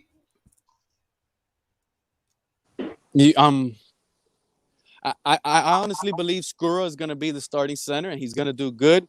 But, just like how EM has his horrible take on Dieter starting, I'm going to give you guys, I'm going to tell you guys who I honestly believe is going to be our center. I love it. Is Liam Eichenberg. That guy is going to be our center. What? No way. Bro, I swear you do this on purpose. No, I don't. If you look at his body type, he looks identical to Mike Pouncey. And I'm talking about like slim. He is not. He's like, you got linemen that are overweight and huge like Robert Hunt. This guy's not huge. He's like slim. He looks like your prototypical center. And the fact that they traded up to get him, and it confused all of us when we were out there thinking it was going to be a running back. I mean, that's the only reason why I say this guy might be our center, because he looks like a Mike Pouncey body-wise. Nah, man. I don't think he got the lower. I don't think he got the lower. Like, his legs aren't thick. He got skinny legs for a big guy. And if you want to compare it to Pouncey was way more thicker in his lower extremity. And shorter. Generally, centers, if you're going by the athletic profile, generally centers are small are shorter. This dude is like 6'6". He's built like a tackle. No. Eichenberg is like 6'3". That's what I'm saying. He's Eichenberg is 6'6", bro. No, he's 6'6", Pete. What are you talking about? That guy doesn't look 6'6", but 6'6". He does look 6'6". You need to get a bigger TV, Pete. I'm always on the phone, bro. Get that 4K. He looked taller in 4K. Yeah, I know, right? Get that 4K, baby. Get that 4K, bro. You'll get his size measurements right. All right, Fin Squad. Do you think Fin Squad? Do you think it'll be Dieter or do you think it'll be Skura? Well, it's gonna be Skura. I mean, that's why we brought him here. Help him with his little hiking problem, whatever like that. The man was a top 5, top 8 center just 2 years ago. I mean, it's going to be him. Now, Dieter, for me, I think this is Dieter's last year. If you don't find a spot somewhere or show his value to the team, I want him off. I might as well just draft somebody, a swing tackle or something next year. Hey, right. I'm going to go with the same thing Finn Squad Enforcer. As long as he can go ahead and hike the ball and get it to the quarterback, he can go ahead and that's the issue that he had. So I have Dieter, I have Liam Eschenberg, and I have 2 Skuras. I have Skura. No, I said Skura is going to start, but I honestly believe Eichenberg was going to take over that center role later on. Don't put them skates on. No, stand on that, Pete. Don't put them skates on, bro. I clearly I said don't think them Screw is going to skates. be our starter. Bro, But then you I about said to record it, right? before Stop, record it, Pete. put it on play. You just said Eichenberg was our guy. That's what you just said, bro. He Stop. just Don't said do that. Eichenberg gonna be on center. You Like, just said I that, said bro. Skura is going to start, but Eichenberg is going to take over that center position. No. Y'all kick, boy. I tell All you, right, so who's the backup? Who's the backup right tackle? And what Who's the does backup TD right say? tackle then? If you lie to yourself, you lie to anybody. It's on film, man. Just rewind a little bit. That's exactly what I said. And the backup right tackle. Yeah, I'm asking. So who the right tackle then? If Eichenberg is if Pete's theory was correct, it would be Jesse Davis. The backup right tackle is Jesse Davis for sure. But that right So tackle starting position right right tackle. now is a little weird because I don't know if it's going to be either Robert Hunt. I would give it to Robert Hunt. I But thought we moving Hunt to guard. I don't want to see Hunt at tackle no more. I'm good with that. No. Yeah, I think guards. Hunt did pretty good at tackle, but I think it's going to be DJ Fluker at tackle, and they'll probably move Hunt, or if not, vice versa. It'll be Robert Hunt at tackle. Said that Put Hunt Fluker was at pretty right. good Let me at ask tackle. you: Does Fluker tripping. even make the team? I think so. Yeah, I think so. I think so. So I mean, because I don't know how much playing time he's going to see, and that's I don't real. care if he get playing time or not. If somebody goes down, he go right in. Yeah, but Next man up. Next man up. I got you. Exactly. If he starts, cool. Don't whatever. We got somebody that's on the bench that could go in at any moment. Estefan, are you still here? I don't know if you've been struck that mute button. I don't know if you are or not. I guess not. All right, guys. Last question for you. Number one, I appreciate all you guys coming on to the panel. This has been a kick-ass panel this morning. I need y'all, with the exception of Pete, because he's already given me two of them that have just given me heart attacks. Give me a statement that is like you think is going to happen. What is a prediction this year that is going to blow people away? It can be about a position. It can be about a player. It can be about the win-loss column. It can be about whatever. I need some outrageous prediction from you guys that you really believe in your heart of hearts is going to happen this year. Let me go first. And we're real going to quick. keep the receipts. And we're going to keep the receipts. And keep the receipts. Look, listen. And this is easy. If we go back to last year, the team already started pointing fingers and they didn't like Tua's play. And this is the locker room. If Tua starts again, and remember, this job was given to Tua. So if Tua starts again and plays bad, he is going to lose the whole locker room. The team is going to that's my biggest fear. That's exactly what I don't want. And that's what I feel is going to happen. We have a tough schedule opening up. We might start off, let's say 1-2 or 0-3. Once that happens, we're never going to see Tua again. It's a lost season pretty much. If Jacoby can't save it. We're never going to see Tua again. So all right, hold on, I need to write this down, folks. Yeah, if we start 0-3, remember 1 or 2 or 0-3, Steven. Okay. 1 and 2 or 0-3, you'll never see Tua again. Receipts are being kept. If we start 0-3, it's a wrap for Tua. That's it. We're never going to see him again. That's a bold statement, Pete. That guy's going to be riding the bench somewhere. I have a feeling you never liked Tua. I have a feeling you never liked Tua. No, it's not that I never liked Tua. It all goes back to Josh Rosen. We know him and TD was they were. You were part of the Chosen Rosen clique? Oh yeah. He was part of the Chosen Rosen clique. Pete, I got to keep it 100, baby. I got to keep it 1,000. So yeah, Pete and TD were driving that train, that Rosen train, and everything goes back to Rosen. So you lost some brownie points, right? I mean, if you go back to being a Rosen, a Rosen supporter, at the end of the day, it was just support. We wanted the guy. We wanted to see what that guy had. He never got that chance. Right. And he had the worst roster in NFL history to try to play with. I don't want to sit here and act like I'm a Josh Rosen fanboy. At the end of the day, these guys got to come in and play ball. If they don't show up, they're going to get dragged along.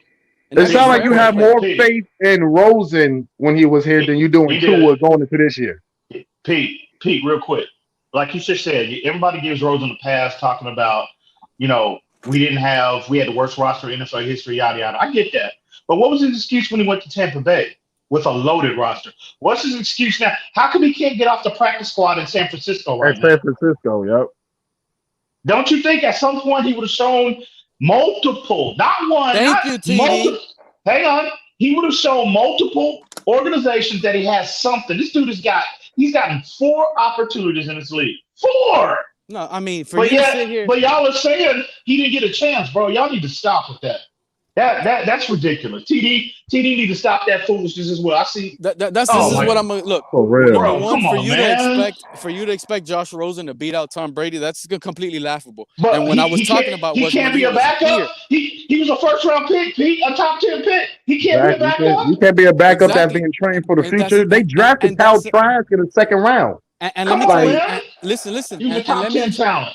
Let me explain something about that. And I'm glad we're on the Josh Rosen. That's the issue.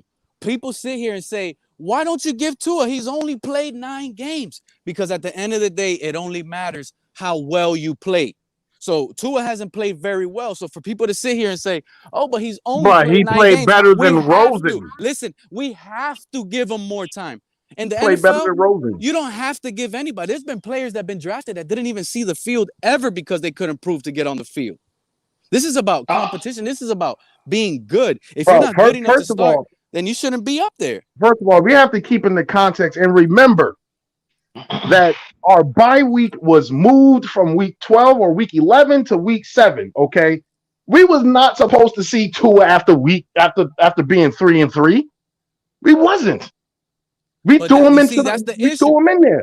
You see what I'm talking about with this fan base? Why? Because you thought he was injured? He was hurt? No, because I'd rather him learn. I'd rather a quarterback sit and learn. What does that mean? You have to do with your fan base? That's an ignorant statement right there from you. Because I'm gonna get. I believe in a quarterback sitting, and I'm believing in a rookie quarterback sitting and learning. I don't want to throw a rookie quarterback in there and go out there and die like Burrow or die like Darnold has. No, you sit, let them learn, let them get used to the speed of the game, and then you put them in at an opportune time. Did you ever learn how to ride a bike from watching somebody else do it? What does riding a bike have to do with quarterbacking? Those two are not equivalent to each other. Give me another analogy, please. Give me another analogy, please. When you get on that the field, sounded bro, ridiculous. that's when you only learn when you get on the field and to it. That was good. It's like this fan base. It just they say. Well, if I'm not mistaken, don't you have training wheels first? Hold on. If you want to make an announcement, don't you have training wheels first? Training wheels is a simplified offense. Make it simple for him. Is this an everyday Isn't that thing? what he got Come last on, year? A man. simplified offense? That was the training wheels. And then he could, and Flores said it himself, if a player doesn't pick up enough of the playbook, or if they pick up more of the playbook, he will give them more. They never got more. I wish I could keep up, but my son just woke up, guys. I'm definitely gonna be tuning in over here in the background when I get a chance. Let me. Hold up, man. Oh man, I was all right. Hey, Pete, I love you, brother. No, I love all of you guys, man. Fins up, and no matter what I say, I hope the Dolphins win the Super Bowl. I don't care what And anybody shut says. me up. Pete is on this channel 24/7. I don't agree with what he says, but if he got something to say, we gonna listen. We gonna laugh. When Tua balls, I'm on your ass next year, Pete. Exactly. You know that. I'm on your ass like I'm on you like white on rice and a paper plate and a snowstorm. Oh my god! All right? Oh my god. I'm on funny. That's funny. That is funny. Tua was TD said. TD, I'm trying to get you up here, cuz before we go. Yeah. Was trash last year. Yeah. Go ahead and let TD Foolish talk on the panel. I would love. I will stay on for another 15 or 20 minutes. And TD, when you come in here, I want you to explain your love for Rosen last year before you go into your Tua tangent, please. I will appreciate that. This is why people like, and this is real talk. This is why I can't respect in terms of this evaluation on Tua. This is why I can't respect individuals like TD Foolish Talk. And I'm calling you out, TD. Get your behind on this panel, bro. Right.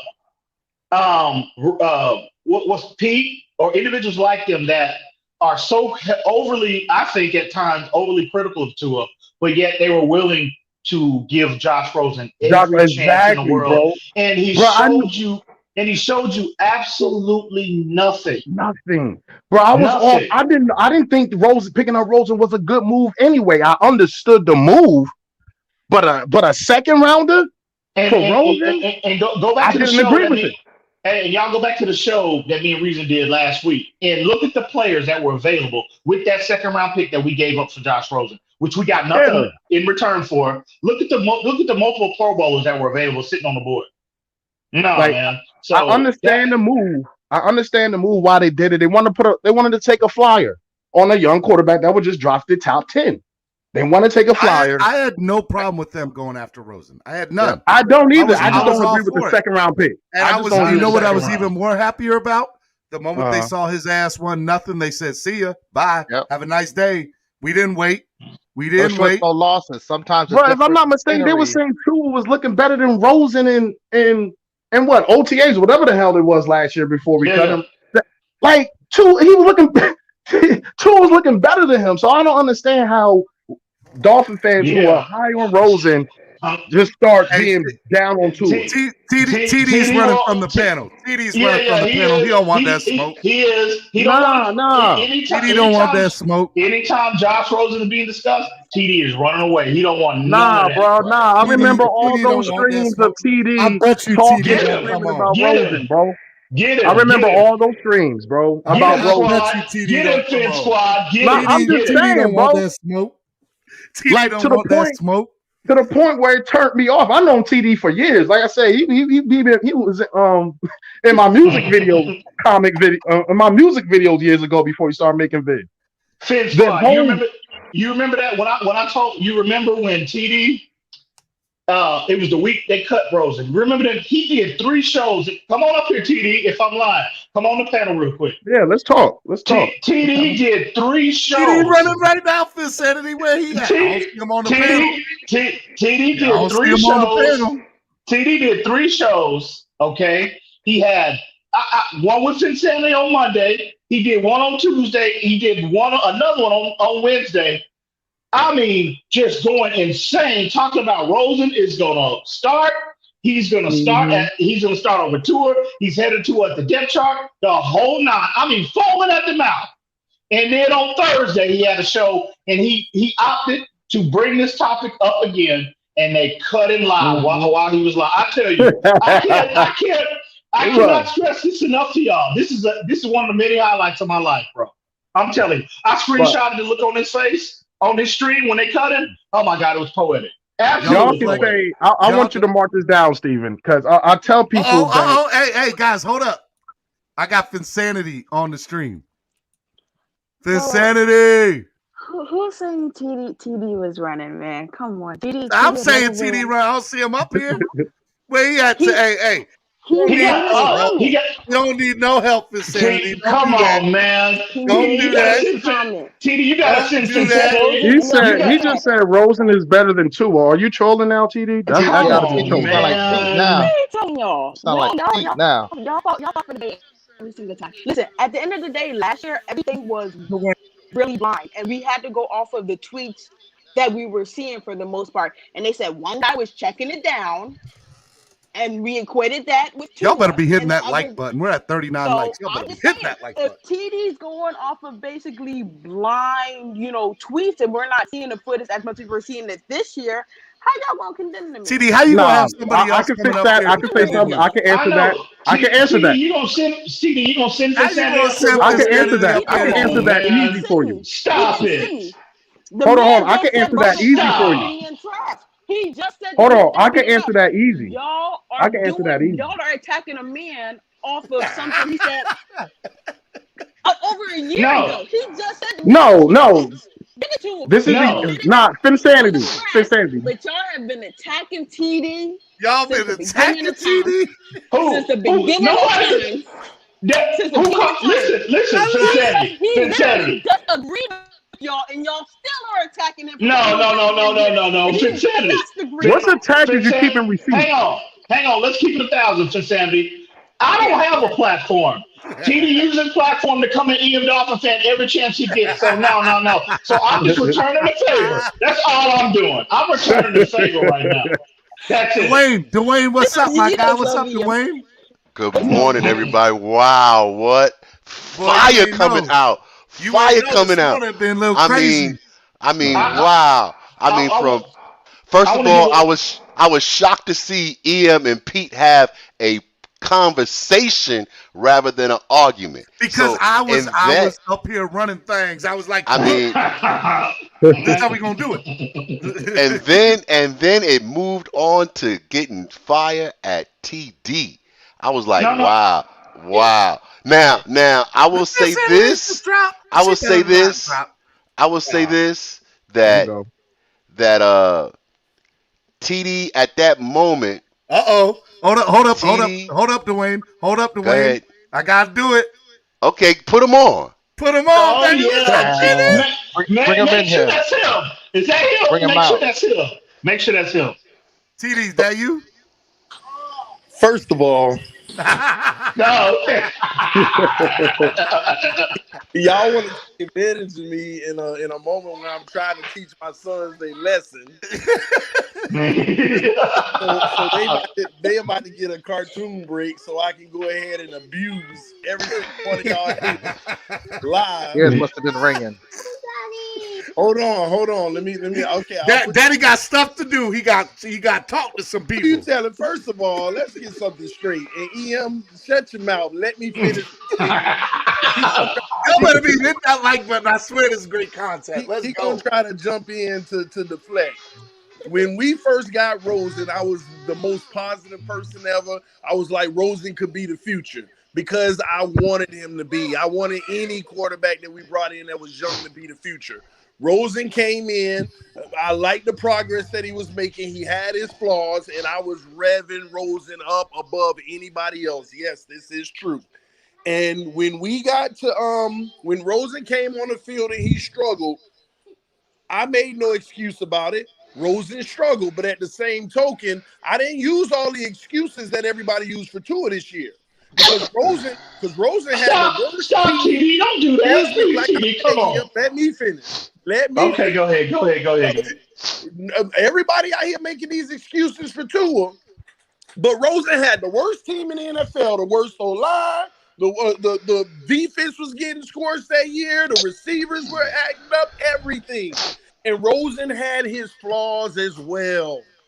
And when they said they were going to give Rosen every opportunity to be the guy, I got behind that and said, well, these guys got to grow. So then we come in, Fitz is the starter. They rank it on me. I can't believe you support Rosen. I tried to support a quarterback thing, and all you do is get killed for it. So therefore, we come into camp. We came into camp this year, and I got to go ahead and get this rumor out the way because every single one of y'all up here saying otherwise is straight up lying. First of all, Rosen was doing better than Tua in camp right away. That is in OTAs. That is a fact. Every beat reporter reported it, but neither of them was flashy. Neither of them were impressive. Not true. Incorrect. You can say it's not true all you want. And it wasn't no TAs Tua last year. Tech down king, and Brian Flores even criticized it. They had the competitions and everything, and who won the competition? Rosen did. That's all they did. Rosen was looking better than him in OTAs. That is a fact. So then you move forward. I was even shocked. I'm not going to sit here and lie. I was shocked when they cut Rosen because they say they were going to give him every opportunity to start. Because what I did know is Tua was looking trash in OTAs. That was a fact. He was looking trash in camp. That is a fact. Everybody know that. You ain't got to run from it. He was not true. Good. I don't remember hearing that. I don't remember that either. I don't remember hearing any of that. I don't remember I do remember. Hold on. Like that's y'all problem. That's y'all I do remember a teammate. What was going on? I heard. I do remember there was a teammate talking badly about Josh Rosen and how he did. And there was complimenting Tua at the same time. Are you kidding me? Shots at Josh Rosen. People talking bad about Tua than anybody. What are you talking about? They said something about Rosen. Somebody got you cut. Remember they said something about Rosen about talking about Rosen. Somebody got you cut at that time. Man, you know how many players low-key came out and criticized Tua in one way or the other?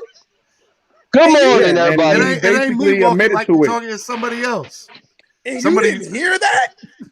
Did y'all not remember about Rosen when they sat there and said, I don't need this job. You know, I got better things to do. And that was like, you know what I'm saying? You lose confidence right there. Yeah, I remember that. And that was a trash thing for him to say. That was a trash thing for him to say. But let me so I can fast forward and not hold all y'all up. Let's get one thing straight. No, we here for the smoke, sir. We here for the smoke. Come get this smoke. What some of y'all don't want to do is take ownership of the simple fact of Rosen didn't pan out. I'll go out and say he a bum because I don't care. He ain't a Dolphin no more. At the end of the day, y'all want to deflect from what's in front of y'all right now. A quarterback who ain't getting the job done. I'm gonna come back from vacation.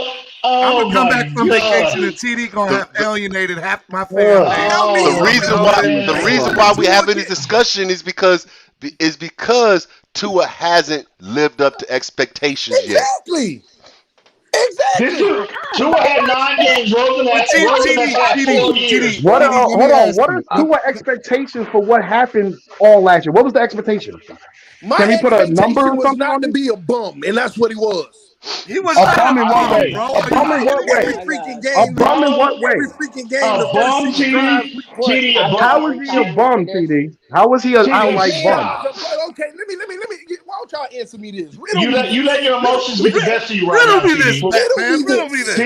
me this.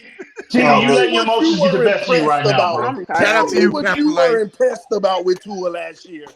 I'm impressed that his pocket presence and pocket awareness was where it was after having 344 days of not playing football. I was impressed. That is one category. I was impressed. Let me talk. I'll tell you what I'm impressed about. Hey, ain't gonna be no talking over here. I'm gonna mute everybody. Let's go. Come on now. I'll tell you what I'm impressed about. I'm impressed that he is out there actually taking hits and enjoying getting hit. I'm impressed when he fucking fumbled the ball against the Chargers and came up and made a tackle. Every quarterback in the NFL out there. I'm still impressed. I'm still impressed that with all the shit that's happening, he's still able to complete 64% of his passes.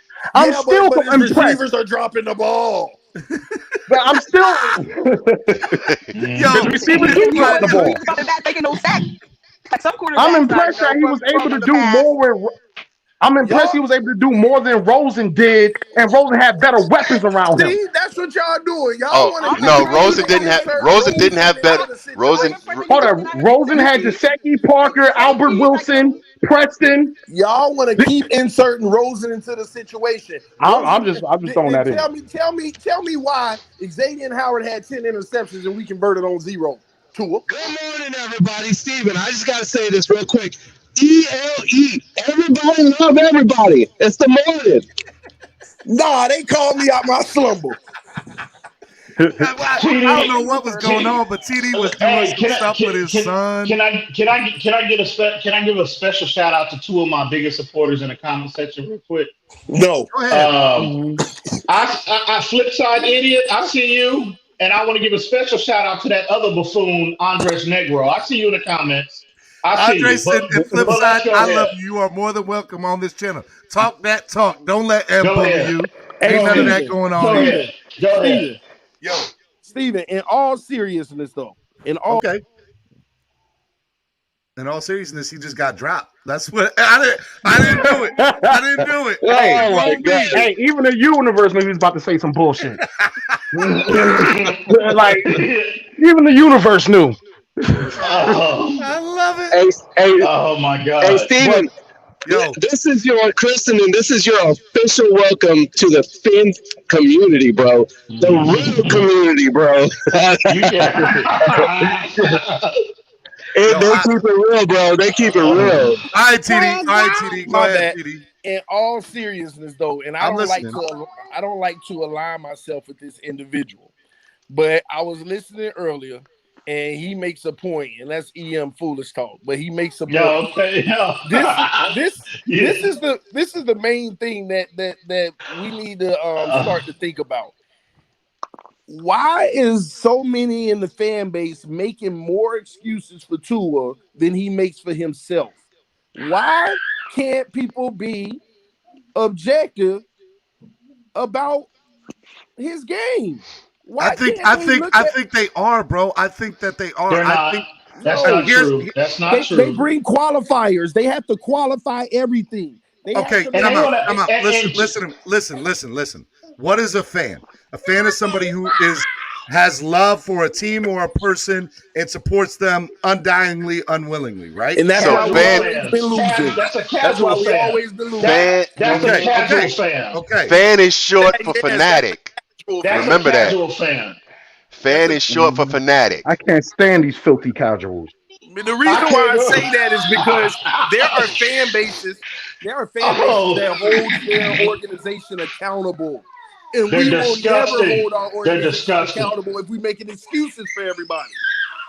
How are we making excuses? We see his shortcomings. And I mean, that's all what of I'm us in saying. here I seen the don't think film. we're making excuses. I think we're doing eyewitness tests and everybody sees it differently. That's all. It's a perception thing. And you got to realize the last 20 years, bruh, we've had 20 plus different quarterbacks from Ray Lucas to Tyler Thigpen to Chad Henne to Pat White. Like, we don't know what a good quarterback is. We haven't seen one in 20 years in Miami. That's real. Don't forget Cleo Lemon. Cleo And Lemon. also, like, I'm not tripping. Like, yo, I don't give a an HE double hockey stick about a player's You first gonna year in let the that league. one be the one that you spell out after all the other ways you done dropped this? I know. You told me not to curse too much, like space them out. You told me to space I them out. got you. All right. Hold on. Steven, is Tua a good quarterback? I love Tua. Yes. So you're gonna sit here and say Tua is a good quarterback, but then you sit there and say we don't know what a good quarterback is. So this is my thing. We haven't witnessed one consistently. We gave Tua, like, he came in with the cachet already. He ain't had to earn nothing with some of y'all. And he still don't have to earn nothing with some of y'all. The first with top me, five he did. pick. With me, he did. Bro, he was a top 5 pick. Hold on, EM, Of you course you said don't have with the you he cachet. did. Did he earn it? He's And a did he- top 5 pick, TD. Did he earn it? Hey, Steven, If you go back, listen. If you go, So why listen. y'all ain't show love for Deion Jordan like that then? And We did show love with Deion Jordan. The motherfucker was a bum. Because he sucked. He was a bum. And did he meet those top 5 expectations? Sure didn't. Deion didn't. And Tua's only played 9 games. But that's the One point. You year still giving him without a credit like he an preseason. all-pro. Look, man, So I got you really now, hanging? now, It's like listen, TD I will is say hanging his this. hat off of a rookie season. I'm not Granted, hanging my hat off for rookie like season. we've I'm seen just so being many a realist. quarterbacks ball out their rookie year and don't do good shit. and great when he's good. All right, hey. But the problem is, Hold up. the problem is this though. You have those expectations, but yet the results haven't been what the fan base expected.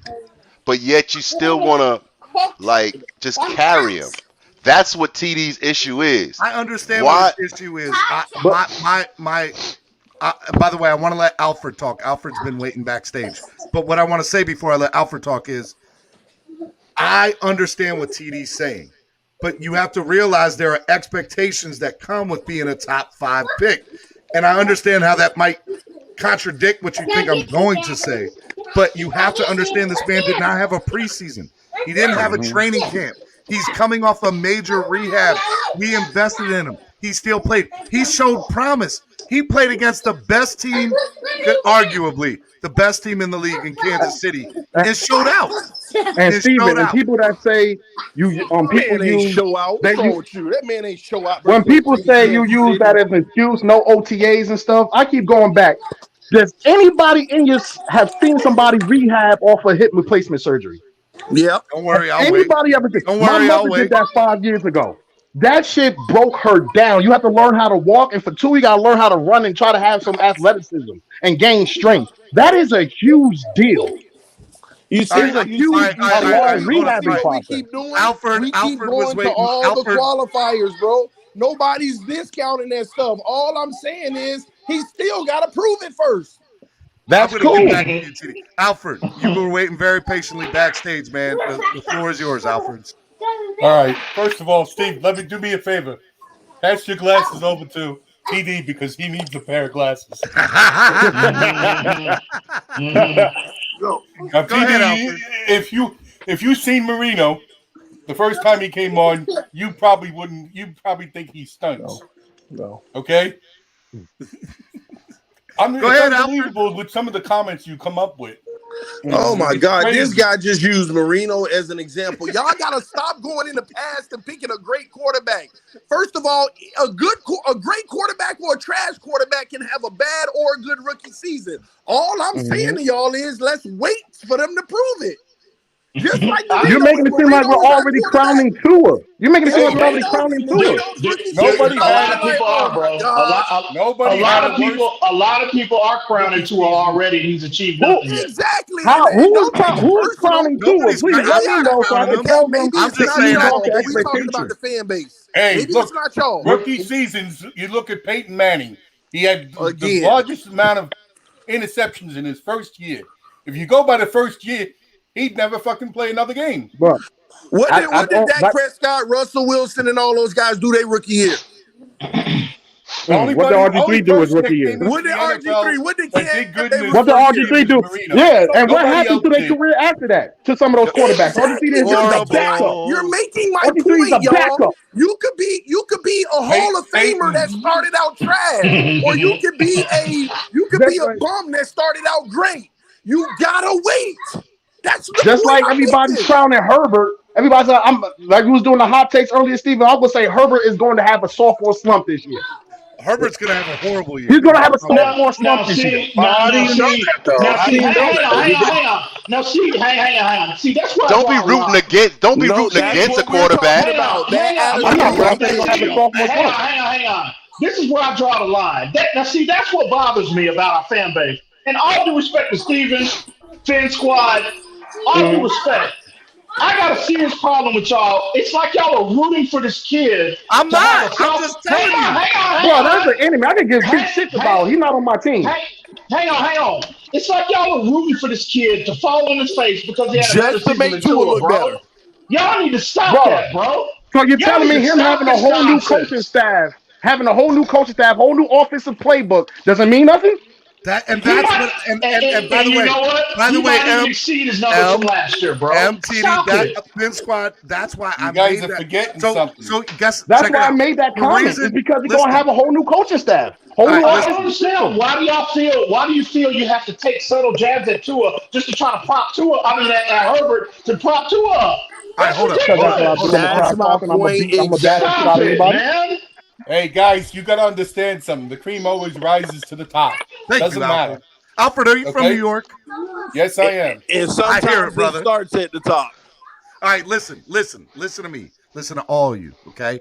I think Tua's going to have a great season because Tua's offensive playbook, he has offensive coordinators, the team is built around him. I think that it's going to be catered to him, right? Like all the things are there for that to happen. I think Herbert's going to have a bad year, not because I think he's a bad quarterback or whatever, but because he's in a new coaching system, a new offensive playbook, and numbers show quarterbacks from year one to year two. I'll tell you what. Tua doesn't necessarily have a new playbook. Come on, It's man. necessarily not a new playbook. It is a playbook that is No, they catered took some to of Gary's him. concepts and Steve, put more and more So wait a Alabama minute. language. Wait a minute. It's a Doesn't brand. It's a new playbook, man. wait a No, minute. it is not Wait a a new minute. playbook. Tua has a new playbook as well, doesn't he? He does, Yes. but it's a playbook that's catered to him from people that have been but from we don't, his past. we don't know, but we don't know that. We don't know if Herbert's new playbook is going to be catered to him. So you can't Obviously really make it that. is, bro. You can't make that Obviously it analogy. is. You can't make that contrast. You And- can't make that No, they argument want to because make it one. contrast. That's what I mean. Yeah, they That's want to what make I it mean. contrary. Exactly. And see, Right. don't you think the smart thing is from a coaching perspective is to tailor your game plan and your playbook around your quarterback strengths? You think the Dolphins are the only one in the league that's doing that with their quarterback? Come on, man, stop that. That's Yeah, ridiculous. but you think I'm rooting against Herbert because I don't like him? I have nothing It against him. appears. I I think Burrow's gonna be better than Herbert. Understand something. In my eyes, I think he's going to have a bad year based on what I do have too. seen from quarterbacks from year one to year two with different coaching Facts. staffs. I gotta say something, Steven. I got pardon my interruption, but look, see this. I got an issue with the Dolphin fan base comparing to her.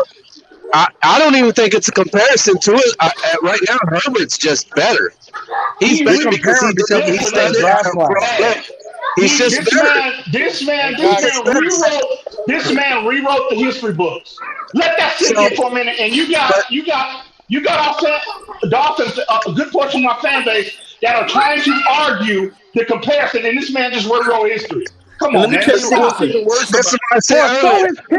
When you go into the weight room, this is my analogy. When you go into the weight room and you keep comparing yourself to the guy that's throwing up 450 pounds on the bench or the squat machine, and you can't do it at that time, that doesn't mean it's not going to happen for you. It just means that you can close that gap at some point. You got to put in the work. That's where we're at with Tua. Dolphin fans, you're going to kill yourself if you keep on looking at Herbert and comparing him to Tua. I'm not. Right now, it's not a hypothetical. Herbert's better than Tua. I'm not a Tua hater. I'm just being objective. That's why. That's cool. That's why I brought it earlier. All I know is when the Chargers played the Dolphins in Week 11, Tua looked like the better quarterback. Yep. Thank you. How about that? How about that? Drop the mic. No, how about that? When they were on the field together, Tua looked like the better quarterback. And Tua didn't even. There's nothing wrong with that comment. There's nothing wrong with that comment, man. No, there's a lot wrong with that comment. What's wrong with that comment, then, Em? Hold on, bro. But who did it more consistently throughout the NFL season? Hey, guys. Let's not talk over each other. TD, what are your thoughts here, sir? People continue to try to make Tua look better by downing Herbert. The man wrote literally broke records. And then you got these people that don't know football arguing facts like, well, look at what he had around him. So you mean to tell me no rookie quarterback in NFL history had that or more around him? He broke records, man. It makes no sense. Herbert was a complete quarterback last year with flaws. Everybody's going to have flaws, just like Tua's flaws. But all I'm saying to people is, for those people who continue to sit there and talk about, yeah, but look how Josh Allen started, look how Marino started, look how Elway, they all started bad. All I'm saying is quarterbacks that start bad can end up being the greatest of all time. Quarterbacks that start great can end up being the worst of all time. But that's why you wait and see. And it baffles me how we automatically crown him without saying he got to show me first. People act like he already showed them. And that's the only argument that I'm truly making. The man has not showed you that he can be your franchise quarterback yet. And we hope that he does this year. I hope he does this year because it'll save us a lot of drama and money. But if he doesn't, don't keep making these qualifiers of, well, the offensive line still may have not have played the best and this and that and this. At the end of the day, winners win. They go get it by any means necessary. It don't mean you ain't gonna struggle, but you see those intangibles that gets it done. And all I hear from you right now, TD, is Denny Green. If you want to crown him, then crown the ass. But see, everybody loving Herbert, but yet nobody talks about his game-breaking interceptions that happen every time in the fourth quarter when they're in the game or can make it again. Every time. Check it. Listen. Hang on. God. This man, listen. San Diego lost 7 games by a touchdown or less last year. Yes. Over half of them games, Herbert drove his team down the field and had to go ahead and touchdown with the lead. But to have their defense give up the game-winning, the game-winning drive and then the game. Okay, so what? Whoa. So what you mean don't do that? So you name one game. I can name 3 games where they were up by 17 points. They were up by 17 points. Granted, the defense let them come back, but Herbert still had a 3 or 4 point lead, and he throws the critical interception when he needs to put points on the board. That's a good point he makes. Okay, but TD, go ahead, TD. So if we're going to praise Herbert, let's talk about his shortcomings. No. That's a great point.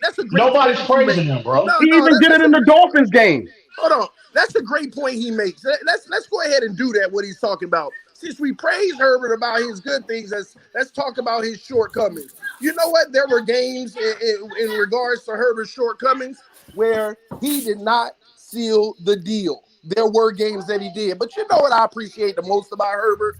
he had his team in every single one of them games, not because of his defense, but because of the work he put in early in the game to even have them in a situation to have a chance to win.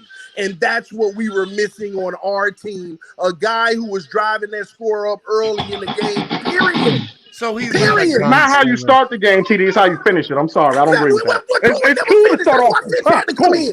Cool. Tua barely ever finished. That's why Fitz had to come in. Yeah, what? Insanity. Insanity. Why does your thing say number 1, 2 in here? Because I am. Oh my God. I am the number 1, 2 in here. Listen, I invented the word as a troll word, and now I am fully embracing it as one. Right. I got you. Since we're on the Herbert bet, anybody else have something negative to say about Herbert? Or Listen, Fan Squad. Are we going to talk about how he threw behind the line more than Tua did? Nobody's praising Herbert, bro. Who's praising Herbert? No. Y'all talk positively about Herbert, but don't say nothing about the stuff he can work on. Why because y'all praise him and compare Tua to Herbert. So why don't we really compare? Alfred, I hear you trying to say something. Yeah, I've been trying to say something on this. Alfred. What you guys got to understand is the defense is going to catch up on Herbert. That's part of why he's going to have a little bit of stuff. And don't think they're not going to do the same. That applies to Tua as well, bro. That applies to Tua as well. But what I'm getting at is you got that issue. You also have the fact that he's not going to have his tight end that he had last year. So he's going to be dealing with a new tight end. The plus side he's going to have is going to have a better offensive line. You know, but what you also don't understand is when you play from behind, you're playing catch up in trash ball.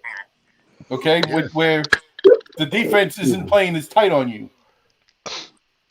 Who was playing from behind? You telling me that I'm sorry, he's breaking up. Who was playing from behind? He's saying that playing from behind Herbert, when there was 45 was playing. That Herbert was playing behind in some games, Herbert was the guy that was in the go ahead. Nah, Herbert was. They usually had a lead. If they were in the go ahead, they would have been winning more often with their defense. No, their defense. Nah, they blew it earlier that y'all didn't watch none of them games. Yeah. I was watching these games. You had the lead. Hey, listen. And the defense would give it up and lose the game. Go put that Tampa Bay. Go put that Tampa Bay tape on in Tampa against the defending world champions. And please go sit down and watch that tape and come back and we'll relive this conversation. And then hold on, and then after that, watch the Chargers and Patriots game where it was 45-0, and then he got murdered in that game. About that. He got one. But Bill Belichick has made a career off making the best of the best look pedestrian. Rookie quarterbacks never beat him, but Tua did, right? Tua ain't beat him. The defense beat him. Just Tua. They beat him. I mean, the man did win Rookie of the Week, but 1 yard in 3 no doubt. Okay. They make excuses for Tua who actually won games. So what's Burrow and Herbert's excuse for losing records? Miss me with that, TD. That's what he says. I can't believe you even associating Tua talking about Lord with the record. Y'all give Tua that record like this defense didn't play number 5 overall. Shout out to you, defense Justo, for donating. Go look at the score. It ain't like we were putting up numbers. A winner is a winner. And a Tua loser is a won loser. Rookie of the Week versus the Patriots. Man, but okay, I get the point. Oh my God! I tell you, man, it's like talking to I'm a bringing brick in wall. Z-Man. Z-Man wants It's like to get talking in. to a brick Y'all wall. got it. What's the name? Like Z-Man, go ahead. Z-Man. Herbert was phenomenal. Number 1, welcome to the show. Welcome to the show, Z-Man. It's all you. I gotta say this. Z-Man, what's good, homie? Hold on, I'll be right back. My thing's messing up. Okay. My man was waiting there for like 5 minutes too. I wanted to wait till a good time to get him in. All right. Number 1, if y'all are watching right now, we're at 47 likes. So let's get to 50. I know y'all can do that. Number 2, everybody who's donated to the channel this morning, I appreciate y'all helping the channel grow. Definitely awesome. And number 3, the people that are in the chat room this morning are killing it. and I appreciate y'all on this panel this morning because I was gonna get out of here at like 10:30, and 45 minutes later, I still like this has been crazy. This is such a great panel, so I want to say thank you to each and one of you. Z-Man, all right, Z-Man, go ahead. Z-Man. All right, tried twice. I'll give you one more time after that. Hey, TD, since I have you on, man, Lo, you gonna be covering the morning show from the 16th through the 25th. What do you got going, man? I'm excited that you're taking over while I'm on vacay. It's simple. I'm gonna be ethering these guys that don't know football like we doing right now. Every morning. All the 2 in the years be present and on time. It's gonna be nothing but fireworks. Nah, man, listen, we're gonna have fun. We're gonna talk Dolphin football. We're gonna talk about stuff around the league and stuff. But at the end of the day, y'all get me mistaken. I actually had confidence in what Tua's gonna do this year, but there's some things that he has to prove to me. Outside of just, hey, natural year 2. There's just regular fundamental things when it comes to post-read and post-snap and pre-snap that I want to see happen with Tua.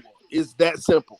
All them things that I knew last year, I'm like, look, he coming to the line of scrimmage. You see the pressure coming from over here. He ain't checking it. He ain't doing none of that. I remember like week 12, I was talking about this stuff, and people, you hating, blah, blah, blah, blah, blah, blah. And then finally the man come out and say, I didn't know the full playbook. I didn't know my alerts for all of that stuff.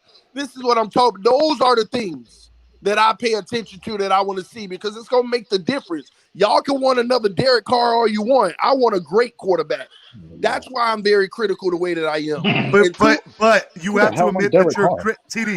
You have to admit that you're critical because of what you've seen from this franchise for the last 20 years. No, I'm not critical because of the franchise because I'm giving Flores and Greer a fresh slate. I'm critical because of what I saw from Tua out of college. He was a bona fide baller, but there were deficiencies that rarely got exposed for the simple fact that he was never put in those positions in a high volume. And when he was put in those positions in a low volume, he struggled. That's every quarterback, though. And I get that, but I want to see him actually make that jump from those areas. So TD, let me ask you, in the NFL, they don't carry 90 men like they do in college. That's true too, Alfred. I'll agree with you there. All right, so let me ask you something, TD. Let's take the Kansas City game and the Arizona game. You mean to tell me that there were things about those games, Kansas City and Arizona, those 2 games? There weren't things in those 2 games that made you be like, all right, this is the guy. This is it. This is him right here. We have it. Well, okay, first of all, I have a whole different opinion on the Arizona game. Everybody raves about that game. But Kansas City was my argue with favorite. me right now. Just hear me out for the next all right, 40 I'm listening. seconds. 40 seconds. Hear me out for the next 40 seconds. Go watch the Arizona game. Go look at the play-by-play. That game was on its way of being the same as it always was, okay? Go look at the first 5 drives. The first one, 3 plays, 6 yards, we punted the ball. The second drive, we go 3 plays, 75 yards. I think he threw his pick or something like that, if I'm not mistaken. The third drive. Arizona game. Huh? He didn't throw a pick in Arizona. No. Okay, my bad. Because what you call it, the Kyler Chiefs game Murray he did. threw the pick and we scored, okay? The second drive for Tua, go look at it. We had a 3rd down situation. He threw an incomplete pass. They got a neutral zone infraction. The next 3rd down, another neutral zone infraction. The next 3rd down, incomplete pass, but they got Arizona with a face mask. We end up running the ball in for a touchdown. Then you keep it going. Then the very next drive for the Miami Dolphins, we drive all the way down the field, but it was heavy run game the entire time. But I will admit he escaped on the 3rd down with his legs.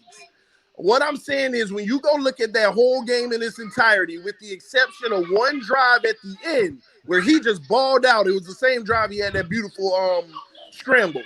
But their defense was bailing us out with penalties on crucial downs where we kept surviving. Otherwise, we would have been punting the ball. Our offense was technically still pedestrian.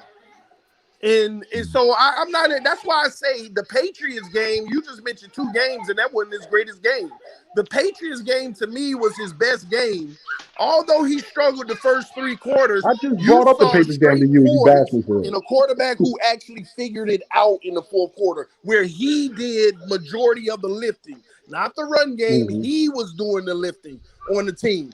That was the game that was impressive. I'm not impressed by the Arizona game, and I'm not really the whole Saints game. He was terrible the first few quarters. The what game? Saints Hey, game. You mean the TD. Chiefs? What You mean the game? Chiefs? I got a game? question You mean for the you, Chiefs? TD. He meant the The Chiefs. Chiefs game. We picked off Patrick Mahomes 3 times and Yeah. caused them to fumble. That's the TD, only I got a reason we were in question that for you. game. Go Here's ahead, my Alfred. question for you, TD. Where are the games won at? Where, as far as what position dictates the games? Obviously, defense. Excuse me? Obviously, defense. He said defense. Yeah, but Alfred. I'm asking What where unit I think is you meant. what's the most important part of the game? The trenches. Where is it? What in the trenches? You got it. That's Okay. so if your trenches suck, you ain't gonna have a quarterback on his feet. You're gonna have a quarterback running. Okay. Right? If you Okay. got a good defense with a good pass rush, you could put pressure on it. Why was the Dolphins always able to give Brady a hard time? Because they they knocked put him on his pressure ass. on him.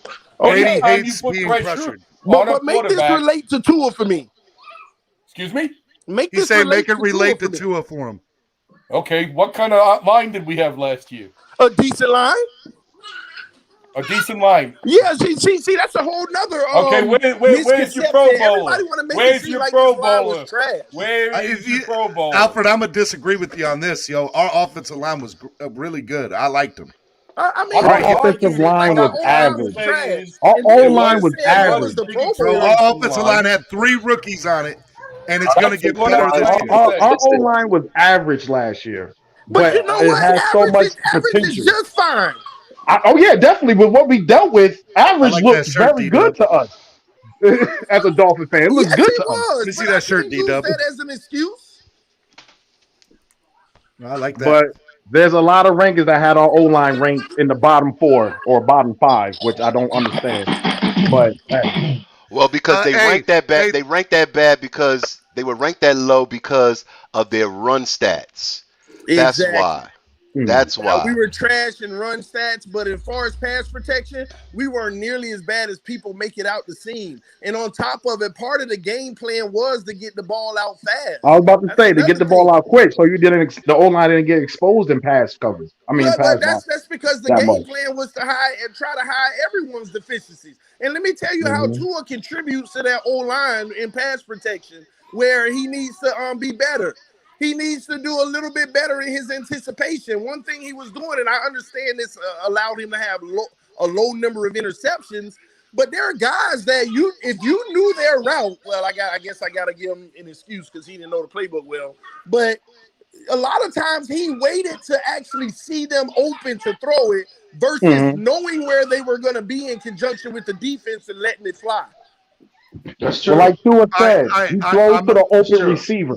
And that's Tua the said he problem throws in to the the open NFL. When receiver. you He get in don't the know how to throw the playoffs, receiver open. you're not going to be throwing to the open receiver. You're going to Exactly. be throwing people That was open. Josh But you Rosen's know that problem. comes That with was Josh time. Rosen's Oh, issue. please don't bring him up again. Please. I'm just making a point. I'm just making a point. That was his issue. And not all quarterbacks do that coming out of college, throwing the person open because they're and not knowing the good different passing windows. Well, there's a difference. There's a difference between being open in the NFL and open in college. Thank you. Absolutely. You have Absolutely.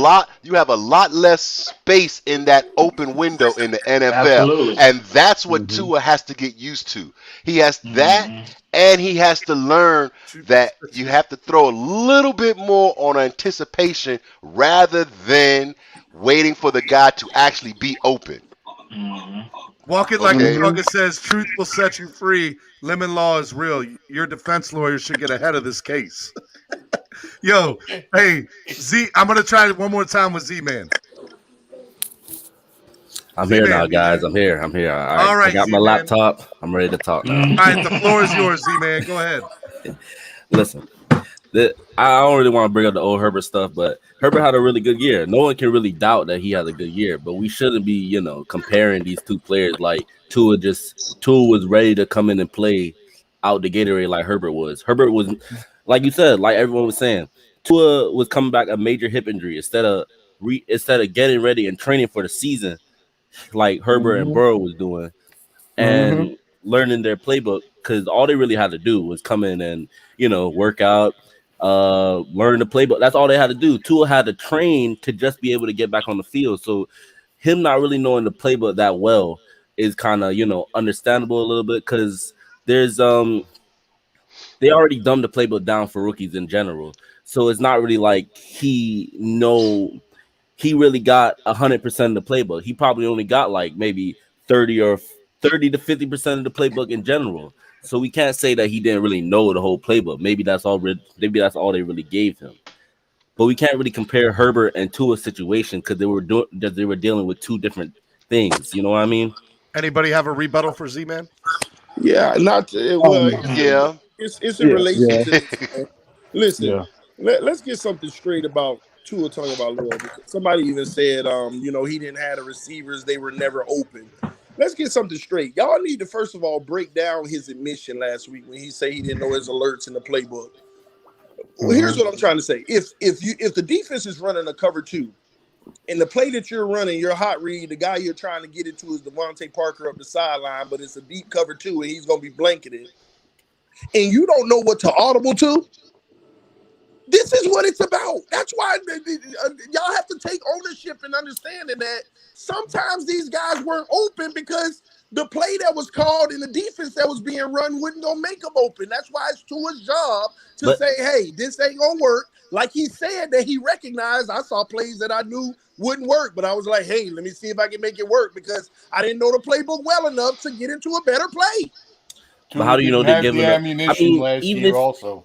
Even if you only knew 50% of the playbook, right? Okay. There's still plays that he could have checked into. How you know he didn't have the opportunity? Because he said he didn't feel comfortable doing it, and he didn't. Bro, there's no excuse for this. The man said he didn't know the playbook well enough, and he didn't feel comfortable switching it and doing things of that nature. That's didn't have to go in either. Okay, guys, hold up. Okay, so I need to wrap up the show, so I want everybody to give one last take, and I'm gonna end with TD and D-Dub and Estephen as the last three because D-Dub and Estephen have a special way of ending fantasy panels on our show, so we're gonna do that at the end.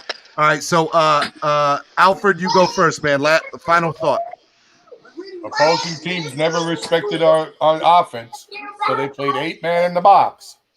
The other thing also is Tua didn't have consistent receivers all year long.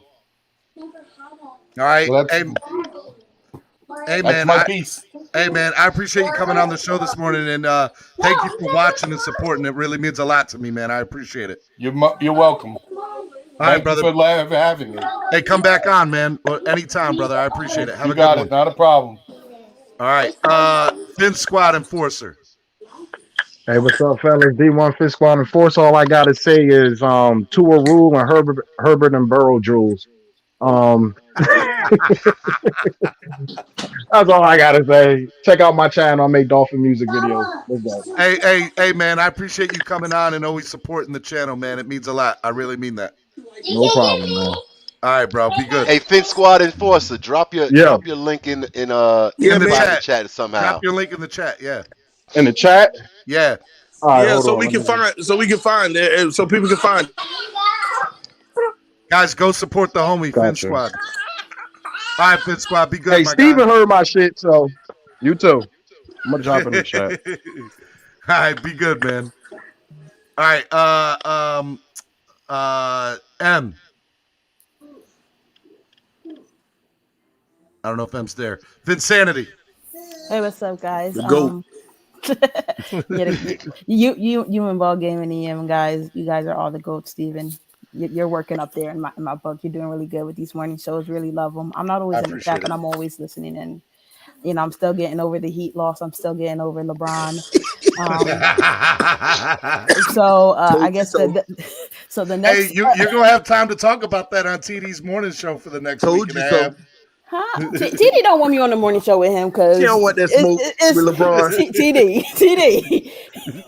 Yeah, you be present next week. Gotta interrupt you real quick, Insanity, because Z-Man was talking all this smack, and the Heat didn't do anything but play 4-man games in the San Antonio Spurs. That's all I gotta say. Wait a minute. What did we do to the Spurs? What the did we Spurs do to the didn't even Spurs? get the chance to go to the playoffs, so it What don't did we matter. do to the Spurs? Hey, bro, Get to the playoffs you where you can can say talk. deny all you want Who's that denying we're water under the bridge, we're washed up. But all I Y'all gotta is say is washed we up. were in play-in games for the past 2 seasons. The play Doesn't mean that we're we made it to done. the playoffs where the real party begins. We was in there already. Y'all had to Yeah, buy and win to get in. Y'all would have got We was swept already anyway. in. Y'all would have got swept. All right, Insanity, we're going to be out here another hour talking about LeBron. We was Let me already in, finish. baby. The Let me Heat lost finish. because of Tua. Oh, Bob. But my new mission is to get everyone to pronounce Tua's last name the right way. We have been pronouncing it wrong. It's Tagovailoa, like tongue, Vailoa. It's not Tagovailoa. So that's my new mission. You know. So All right, hold on. respect. Phonetically, tongue Vailoa. It's Tagovailoa until he play well. we gonna put some respect on our quarterback's name. But no, TD, we'll talk. EM, you're awesome. Dwayne, go Dolphins. Z-Man, let's go Heat. And Esteban, let's go Heat. Nah, I can't do it with you no more. You're my guy. Much love. Steven, keep being great. Subscribe, like, all the good Tell him, stuff. Tell him what to do. Tell him to hit that like button and subscribe to the channel. The like Stop button. lying to EM. I love you, Finsanity. You know you always have a home here on Miami Sports Music. So yes, sir. I hope school's going well for you and keep doing you, girl. Thank you. Be great, guys. All right. All righty then. Who is next? Let's go with Z-Man. All right, man. Let's go Heat. You know, we still better than the Spurs, like always. EM and Estefan still in they feeling over that block by Chris Bosh. It's okay though. I hate to keep on bringing up Herbert, but it feels like that's all we ever do. But That's all we ever do, right? But it's the same. Just how Tua have expectations, Herbert has expectations as well. Even though people don't want to admit it, people are expecting bigger things from Herbert. Just how you remember when Baker broke all them rookie records, and the next year they got OBJ, and then they thought, oh, Baker Mayfield, that's the one. He's gonna be the MVP next year. Book it, and he sucked. I'm not saying it's gonna happen to Herbert, but I'm just saying expectations are there for him as well. So basically, Z-Man's final words are Herbert sucks. I got no. I'm just messing with you, man. I'm just messing with you. Was Baker Mayfield just in the playoffs? Huh? Was Baker Mayfield just in the playoffs? Yeah, he was. Battling it out? In his third year. See, here's the goal for it all. Show us you can do it, period, so that we can have faith moving forward. That's all it is. And Herbert's already showed that. Show what? Show that you can be competent and good enough to actually help. We're gonna be here another hour with you too. I mean, if you talk about putting up stats, did Matthew Stafford put up a lot of stats? What did he do? Yeah, but that's why he's had longevity in this league. That's the whole point of it. People just want to know that you have it in you. Here come he. You have it in you. Z-Man, real quick. I had my earphones down. I couldn't hear. I don't know where we're at in the show or whatnot, but real quick. Everybody's giving their final thoughts. Everybody's saying. Oh, okay. Can I ask him a question real quick, Z-Man? Yeah, but I'm not hating on Herbert. Why do you feel it necessary to try to poke holes into Herbert's game in order to prop up Tua Tagovailoa? Why is that necessary? What did I say about Herbert that make him think? What did I say about Herbert that make him think that I was poking holes at his game? All I said is expectations are there for him as well. Is there not? Yeah, but listen, but y'all say that, but then you say, he's not going to have this available, so he's going to suck this year.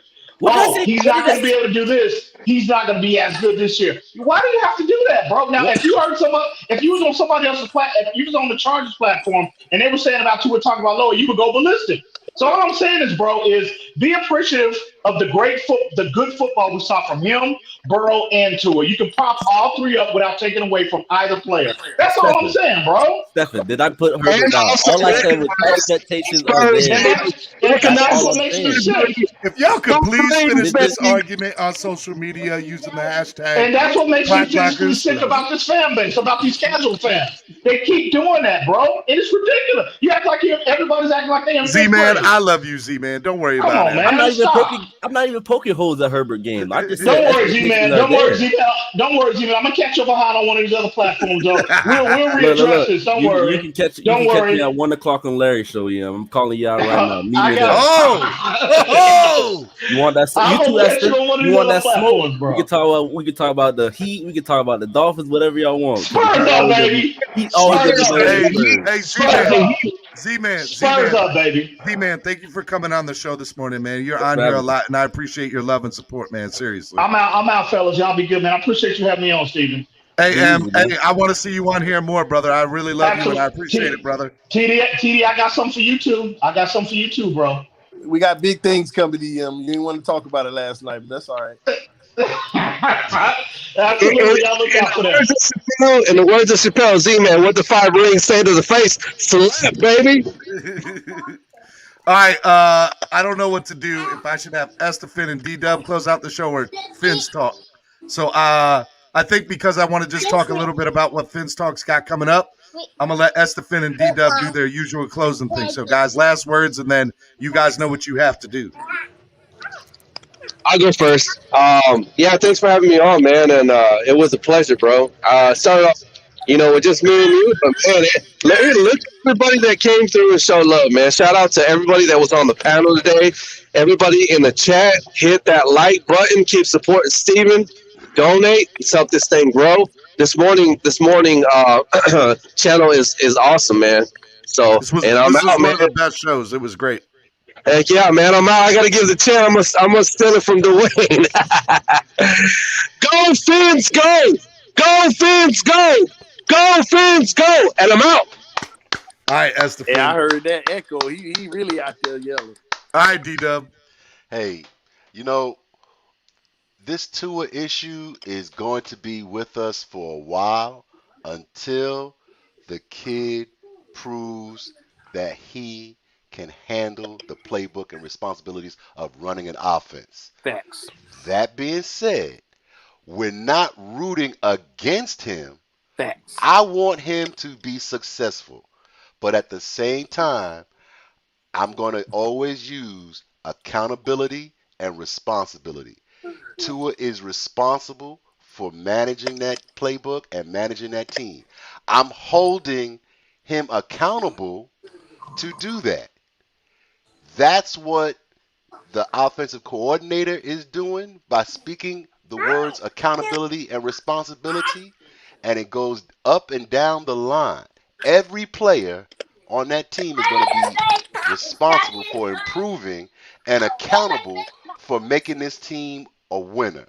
All right? There's opportunities out there for them to win big games to change the narrative of how this team is perceived nationally. I want them to do that. Does not mean that I want to give any player a pass on what their expectations are or qualifiers. Oh, they didn't have this, they didn't have that. No, go out there and do the job. Okay? Go out there and do the job. Go Dolphins! Go Dolphins! Go Dolphins, baby! I love you, brother. I love you, man. I appreciate it. All right, TD, man. Look, first of all, thanks for the love coming on the show this morning. Number 2, people are going to be super excited when you take over Clock Blockers for a week and a half. I know you're not going to disappoint.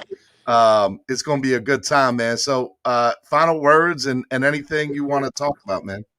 Number 1, people got to stop lying so much, man. Let me tell you another lie that keep going around. All the other teams had 8 in the box versus Tua. It's a lie. It's a lie. It is a lie. Teams literally, now they may have, here's the deal. What they need to understand is like 35% of our plays, we ran a double tight end set, whether it was 12 personnel, 13 personnel. In those situations, teams ran a heavy dose of maybe 7 or 8 in the box. But that was the situation. But overall, it's just a lie. You know, here's the proof that it's a lie, okay? You mean to tell me whenever you know how many times we were 3 wide receivers and 4 wide receivers where we actually spread it out more for Tua? How can you have 8 in the box when you got 3 and 4 wide receivers out wide? So what people are basically saying is there was no safety ever playing against the Dolphins. They didn't run any safeties. Everybody had one-on-one and nobody could beat their battle. It's a lie. It was not as heavy as people make it seem of an 8 in a box situation, man. Like I said, it's a whole bunch of excuses being made. But at the end of the day, time always tells, ladies and gentlemen. Time does. Year, it always tells. And this year, there you have it. If Tua balls out, all y'all who I can't wait for TD to say I was wrong. If you want me to say it right now for you, I was wrong. And hopefully he balls, so I was wrong. It doesn't matter. We all just want this organization to win. We all want this team to win. That's all that matters, man. I don't care if Pat White was the quarterback. Are we winning? That's all that matters to me, man. So that's all I'm gonna say in that regards, man. My thing is, Steve, people need to understand what I actually do.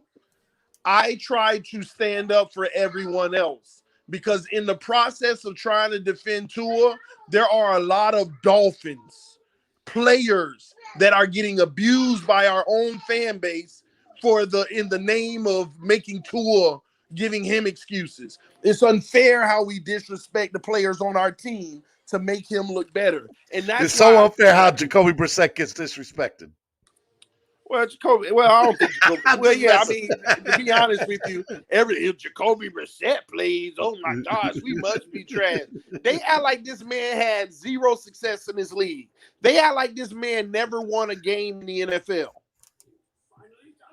They act like I'm not getting into this with you. Huh? I said I'm not arguing with you about that. No, I'm not saying he's the greatest quarterback ever, but what I'm saying is he's a quarterback. And at the end of the day, he is a quarterback. And at the end of the day, if Jacoby Brissett had to be inserted, I'm not gonna write off the ship like, oh, we're gonna lose every game. But I would say we're no longer Super Bowl contenders. I think we're Super Bowl contenders today. I really believe that. Why? What Tua make you think that? Or the leap that you think he's gonna take makes you feel I think that it's way? the leap. I think it's the leap. Yeah, that's fine. I do too. If I'm gonna be betting on the leap, and absolutely we're a Super Bowl contender. If I get the Tua of last year, then no, we're not. Games.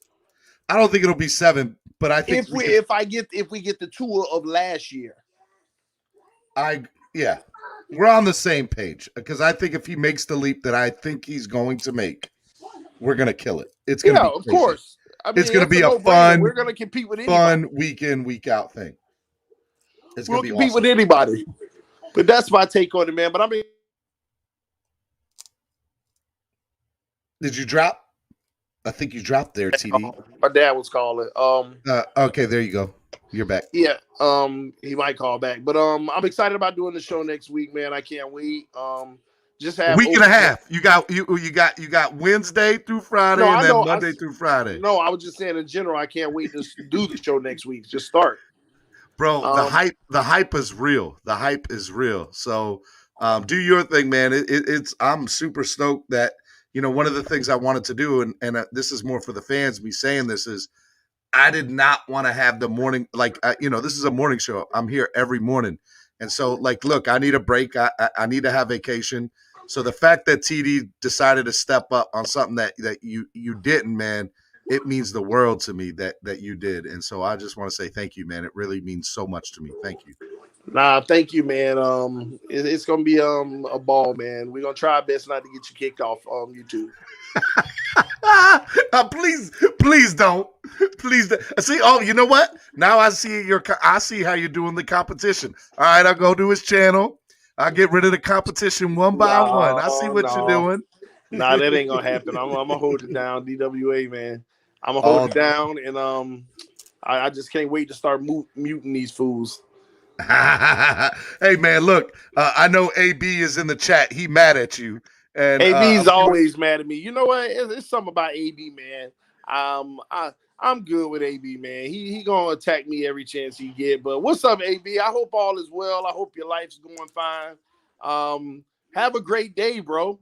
You know, I'm gonna love him. I'm gonna love on AB because he attacks AB, me every chance. You are more than welcome on my channel at any time, brother. And one day I'm gonna have to have you and TD on at the same time so y'all can go at it.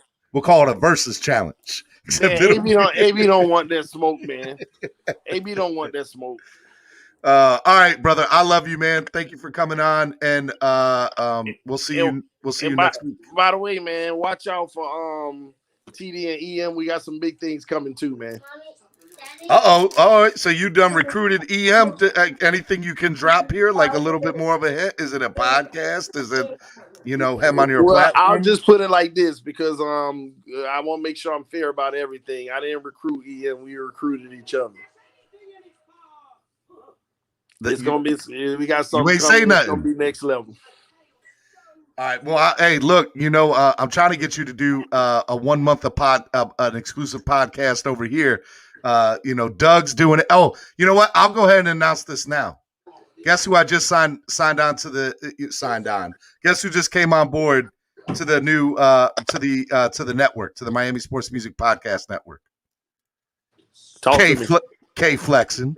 Oh man, that's GOAT status there, man. Now we all really got to get together. So now I got Dougly Do Wrong, TD's Vince Talk, and now K Flexin. K Flexin is going to do exactly what you do. Just come onto the platforms, and starting in August, just like I talked with Doug, they're both going to start once a month podcast exclusively on Miami Sports Music Podcast Network. So now I need one from you, man. Got to make it happen once a month. Need an exclusive podcast from you, my guy. Putting you out on the spot on live on the live morning show. Let's go. That's what's up, man. Hey, walk it like we talking, man. I appreciate that. That sounds good, man. I might have to steal that from you, man. Goat talk. That's pretty cool. Hey, there you go. I like it. Right here on Miami Sports Music. Here goes Steve. Hey, but listen, man. We gonna do some. You already know what time it is, Steve. Well, it's gonna be. I love how we're all coming together. That's what I love about it. K Flexin, you, Dougly, Reason. Oh my God, Reason's panel last night was crazy, man. I have to admit I was jealous, man, because I saw y'all up there and I was like, oh, I want to get in it so bad. But it was so like y'all were killing it last night. That was too funny. You and M were going at it. Oh my God, it was great. You and M going at it last night. Oh, it was too funny. Chef Juice says, TD, I'll hit you up later about the giveaway, brah. Oh, absolutely, man. Absolutely. Hey, well, Chef Juice, man, just text me, bro. You already know. All right, brother. I love you, man. And I will talk to you later. And we'll talk before next week just to make sure we're all good for the morning show on the technical side of things. All right, man. Let me go explain to my wife why I ain't do the lesson with my sons this morning. Hey, don't get me. Don't blame me. That's all I got to say. Don't blame me. But Steven was calling me out. I had to respond. All right, brother. Be good. All right, man. Appreciate you. All right, guys. Look, this has been an amazing show this morning. Absolutely amazing show. Before you guys drop off, I want to remind you guys tomorrow I'm going to have Xavier Scruggs on. He is a former Major League Baseball player who now works for ESPN, also does a lot of stuff for the St. Louis Cardinals, and is huge on social media. Go check out his Instagram. It is funny as hell. He's got something like 40,000+ followers. It's Xavier Scruggs. Go check him out. From the minors to the majors, playing in Miami, social media star. That's going to be good. And you know what tomorrow is? Spread Kindness Fridays. So let's spread inactive kindness tomorrow. My guest co-host is going to be the one and only Mr. Cameron Scott from East 32 Tailgates, as he is on each and every Friday. Going to be a lot of fun, guys. I'm looking forward to it. And then on Monday, if you guys don't check in on Monday, guys, I'm going to have Brian Maxwell on. Brian Maxwell is going to be is the guy who fought Chad Ochocinco at the Hard Rock this past weekend. So he's going to come on Monday. I'm going to have a guest co-host with me that day too, and it's going to be Alex Dunno, this Miami sports radio personality. So that's going to be a great show. We're going to talk about his fight with Ochocinco. We're going to talk UFC. We're going to talk boxing, bare knuckle fighting, MMA, and so much more. I am straight up looking forward to all of it. It's going to be a great time. Look, man, I think that you fans are the best in the world. I really mean that. I really, really mean that. I'm not blowing smoke up y'all's butt. I mean that when I say it, that I think you're all the best fans in the world, and I could not do this without y'all. I would not want to do this without y'all. So remember, enjoy the afternoon. I can't even say good morning anymore, right? Guys, if you want to donate to the channel, great way to do it is through Super Chat or Cash App or PayPal. Any donation, $5 or more, gets you automatically entered into the Pick Your DWA Swag giveaway. You get your choice of a hat, shorts, beanie. We've had a couple of stuff that we've done over the last couple of weeks. All that's going to get mailed out by the end of today or hopefully tomorrow. And hopefully I'll have tracking numbers for you all then. So it's going to be great. I love you guys. It's on Solo. Solo's got all the info now. So now it's on Solo to get it out there for you guys. He's got all the stuff together now. So I'm looking forward to that. So make sure you guys do that. It's awesome when you guys donate to the show. It helps our channel grow. We have a lot of things we want to do, and we have a lot of places we want to go, and we can't do it without y'all. So make sure you guys donate, help the channel grow. Awesome time. One last thing. I want to remind everybody, next week I'm going on vacation starting Wednesday on the June the 16th. But that doesn't mean that Clock Blockers is going anywhere. Clock Blockers is staying on the air. That's right. Clock Blockers is going to be Stop Snoozing with TD Fins Talk for a week and a half. While I'm on vacation, TD is going to take over Clock Blockers from every day at 8:30 a.m. So, guys, enjoy it, man. Have fun with it. It's going to be such a good time. I'm super excited about it. So, it's going to be amazing. And yeah, Finn's fans panel, K Flexen, awesome catch. Yeah, K Flexen's part of the team now. It's going to be great. It's going to be awesome. And, I'm super stoked about it. I want to give a big shout out to Rob G again, always donating to the channel. Shout out to Rob, man. God, Rob, you've done so much. I don't even know how to say thank you, bro. You're the man. Seriously. Thank you for the donation. Always doing it big. It is definitely awesome. I'll probably end up walking like we talk it. Come to Belglade, Florida. Famous Dixie Fried, best fried chicken ever. I'm your granny's favorite mom, baby. I love it. All right, guys, y'all be good. Enjoy the rest of the day. It's going to be a good time. I'm going to relax for the rest of the day, honestly. I'm going to watch. Look, man, I'm not afraid to say it. I'm a musical fan, so I'm about to go watch HBO Max in the Heights. That's what I'm about to go do with my wife right now. I was supposed to go do that a little bit ago. Had to stay on with y'all. So that's going to be good times. So just enjoy the rest of the day. Enjoy it with family. Enjoy it with loved ones. And Irving won up. See, Irving had the last donation of the day. He's like, I got you, Rob. I got you. Rob doing the thing, donating to the channel, always showing love. I really appreciate it, Irving. I bet you nobody one up you. I bet you nobody donates after you, Irving. Nobody's going to do it. Nobody's going to donate their area code donation. Who's from the 305 going to donate $3.05? Won't nobody do it. They don't want that smoke. You got way too long to catch up to me, though. I love it. AB, good show, Steven. Thanks. AB, I love you, brother, man. I appreciate you always being on the show. It's definitely good, man. We do it big here. 19 grind, 561 smiles. All right, I like it. I'll take the smiles, my guy. I will take the smiles. I'm glad that you like the show, And I know you are liking it and sharing it because you're that guy, walk it like we talk it. So keep doing the damn thing. And guys, if you missed any of the show today, go back and rewatch it. Share it on all the platforms that you can. It's going to be awesome. That's what's up, bro. My bro K Flexin is on board. Yeah, we're going to get him onto some panels. We're going to start him out slow. And hopefully by August, he'll have his first podcast up and running. So that's going to be awesome. Irving, TD, and Pete don't want none of this fire. Oh, no. No, don't do it to yourself, Irving. Don't do it to yourself, my guy. Guys, love you guys. Y'all be good. Irving, I appreciate the donation again. The $1 donation means a lot. Any little bit helps. I'm telling you, it helps. It helps. It helps. So thank you so much for it. You guys, if you want to donate after the show's over, Cash App, StephenDSKPL. I'll put that real quick for you guys so that if you guys want to, it'll be there. It is also in the description page too.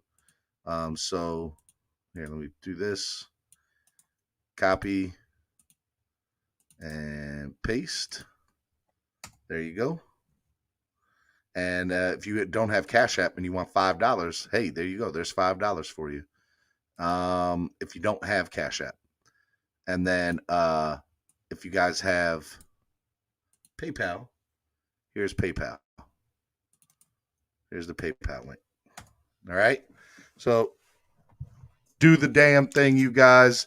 Donate, help the channel grow, like, share, even after we're over. All that stuff helps. We're trying to get bigger names on, and we're trying to do it bigger and better, and we're going to have multiple shows. So we need to have better content. I can't do everybody's graphics, so we got to start getting some graphics people in here. All that money goes to that. So I appreciate it. It's not going in my pocket. It's going back into the business. So anytime you donate, it helps. It's a big deal. Seriously, guys. Again, we're trying to do as much as we can for this, and we're trying to make it big. So your guys' donations definitely help with that. All right, guys, y'all be good. Don't do what I wouldn't do. And as always, fins up. I love you guys. Be good. Check out tomorrow's show, Xavier Scruggs. Going to be awesome.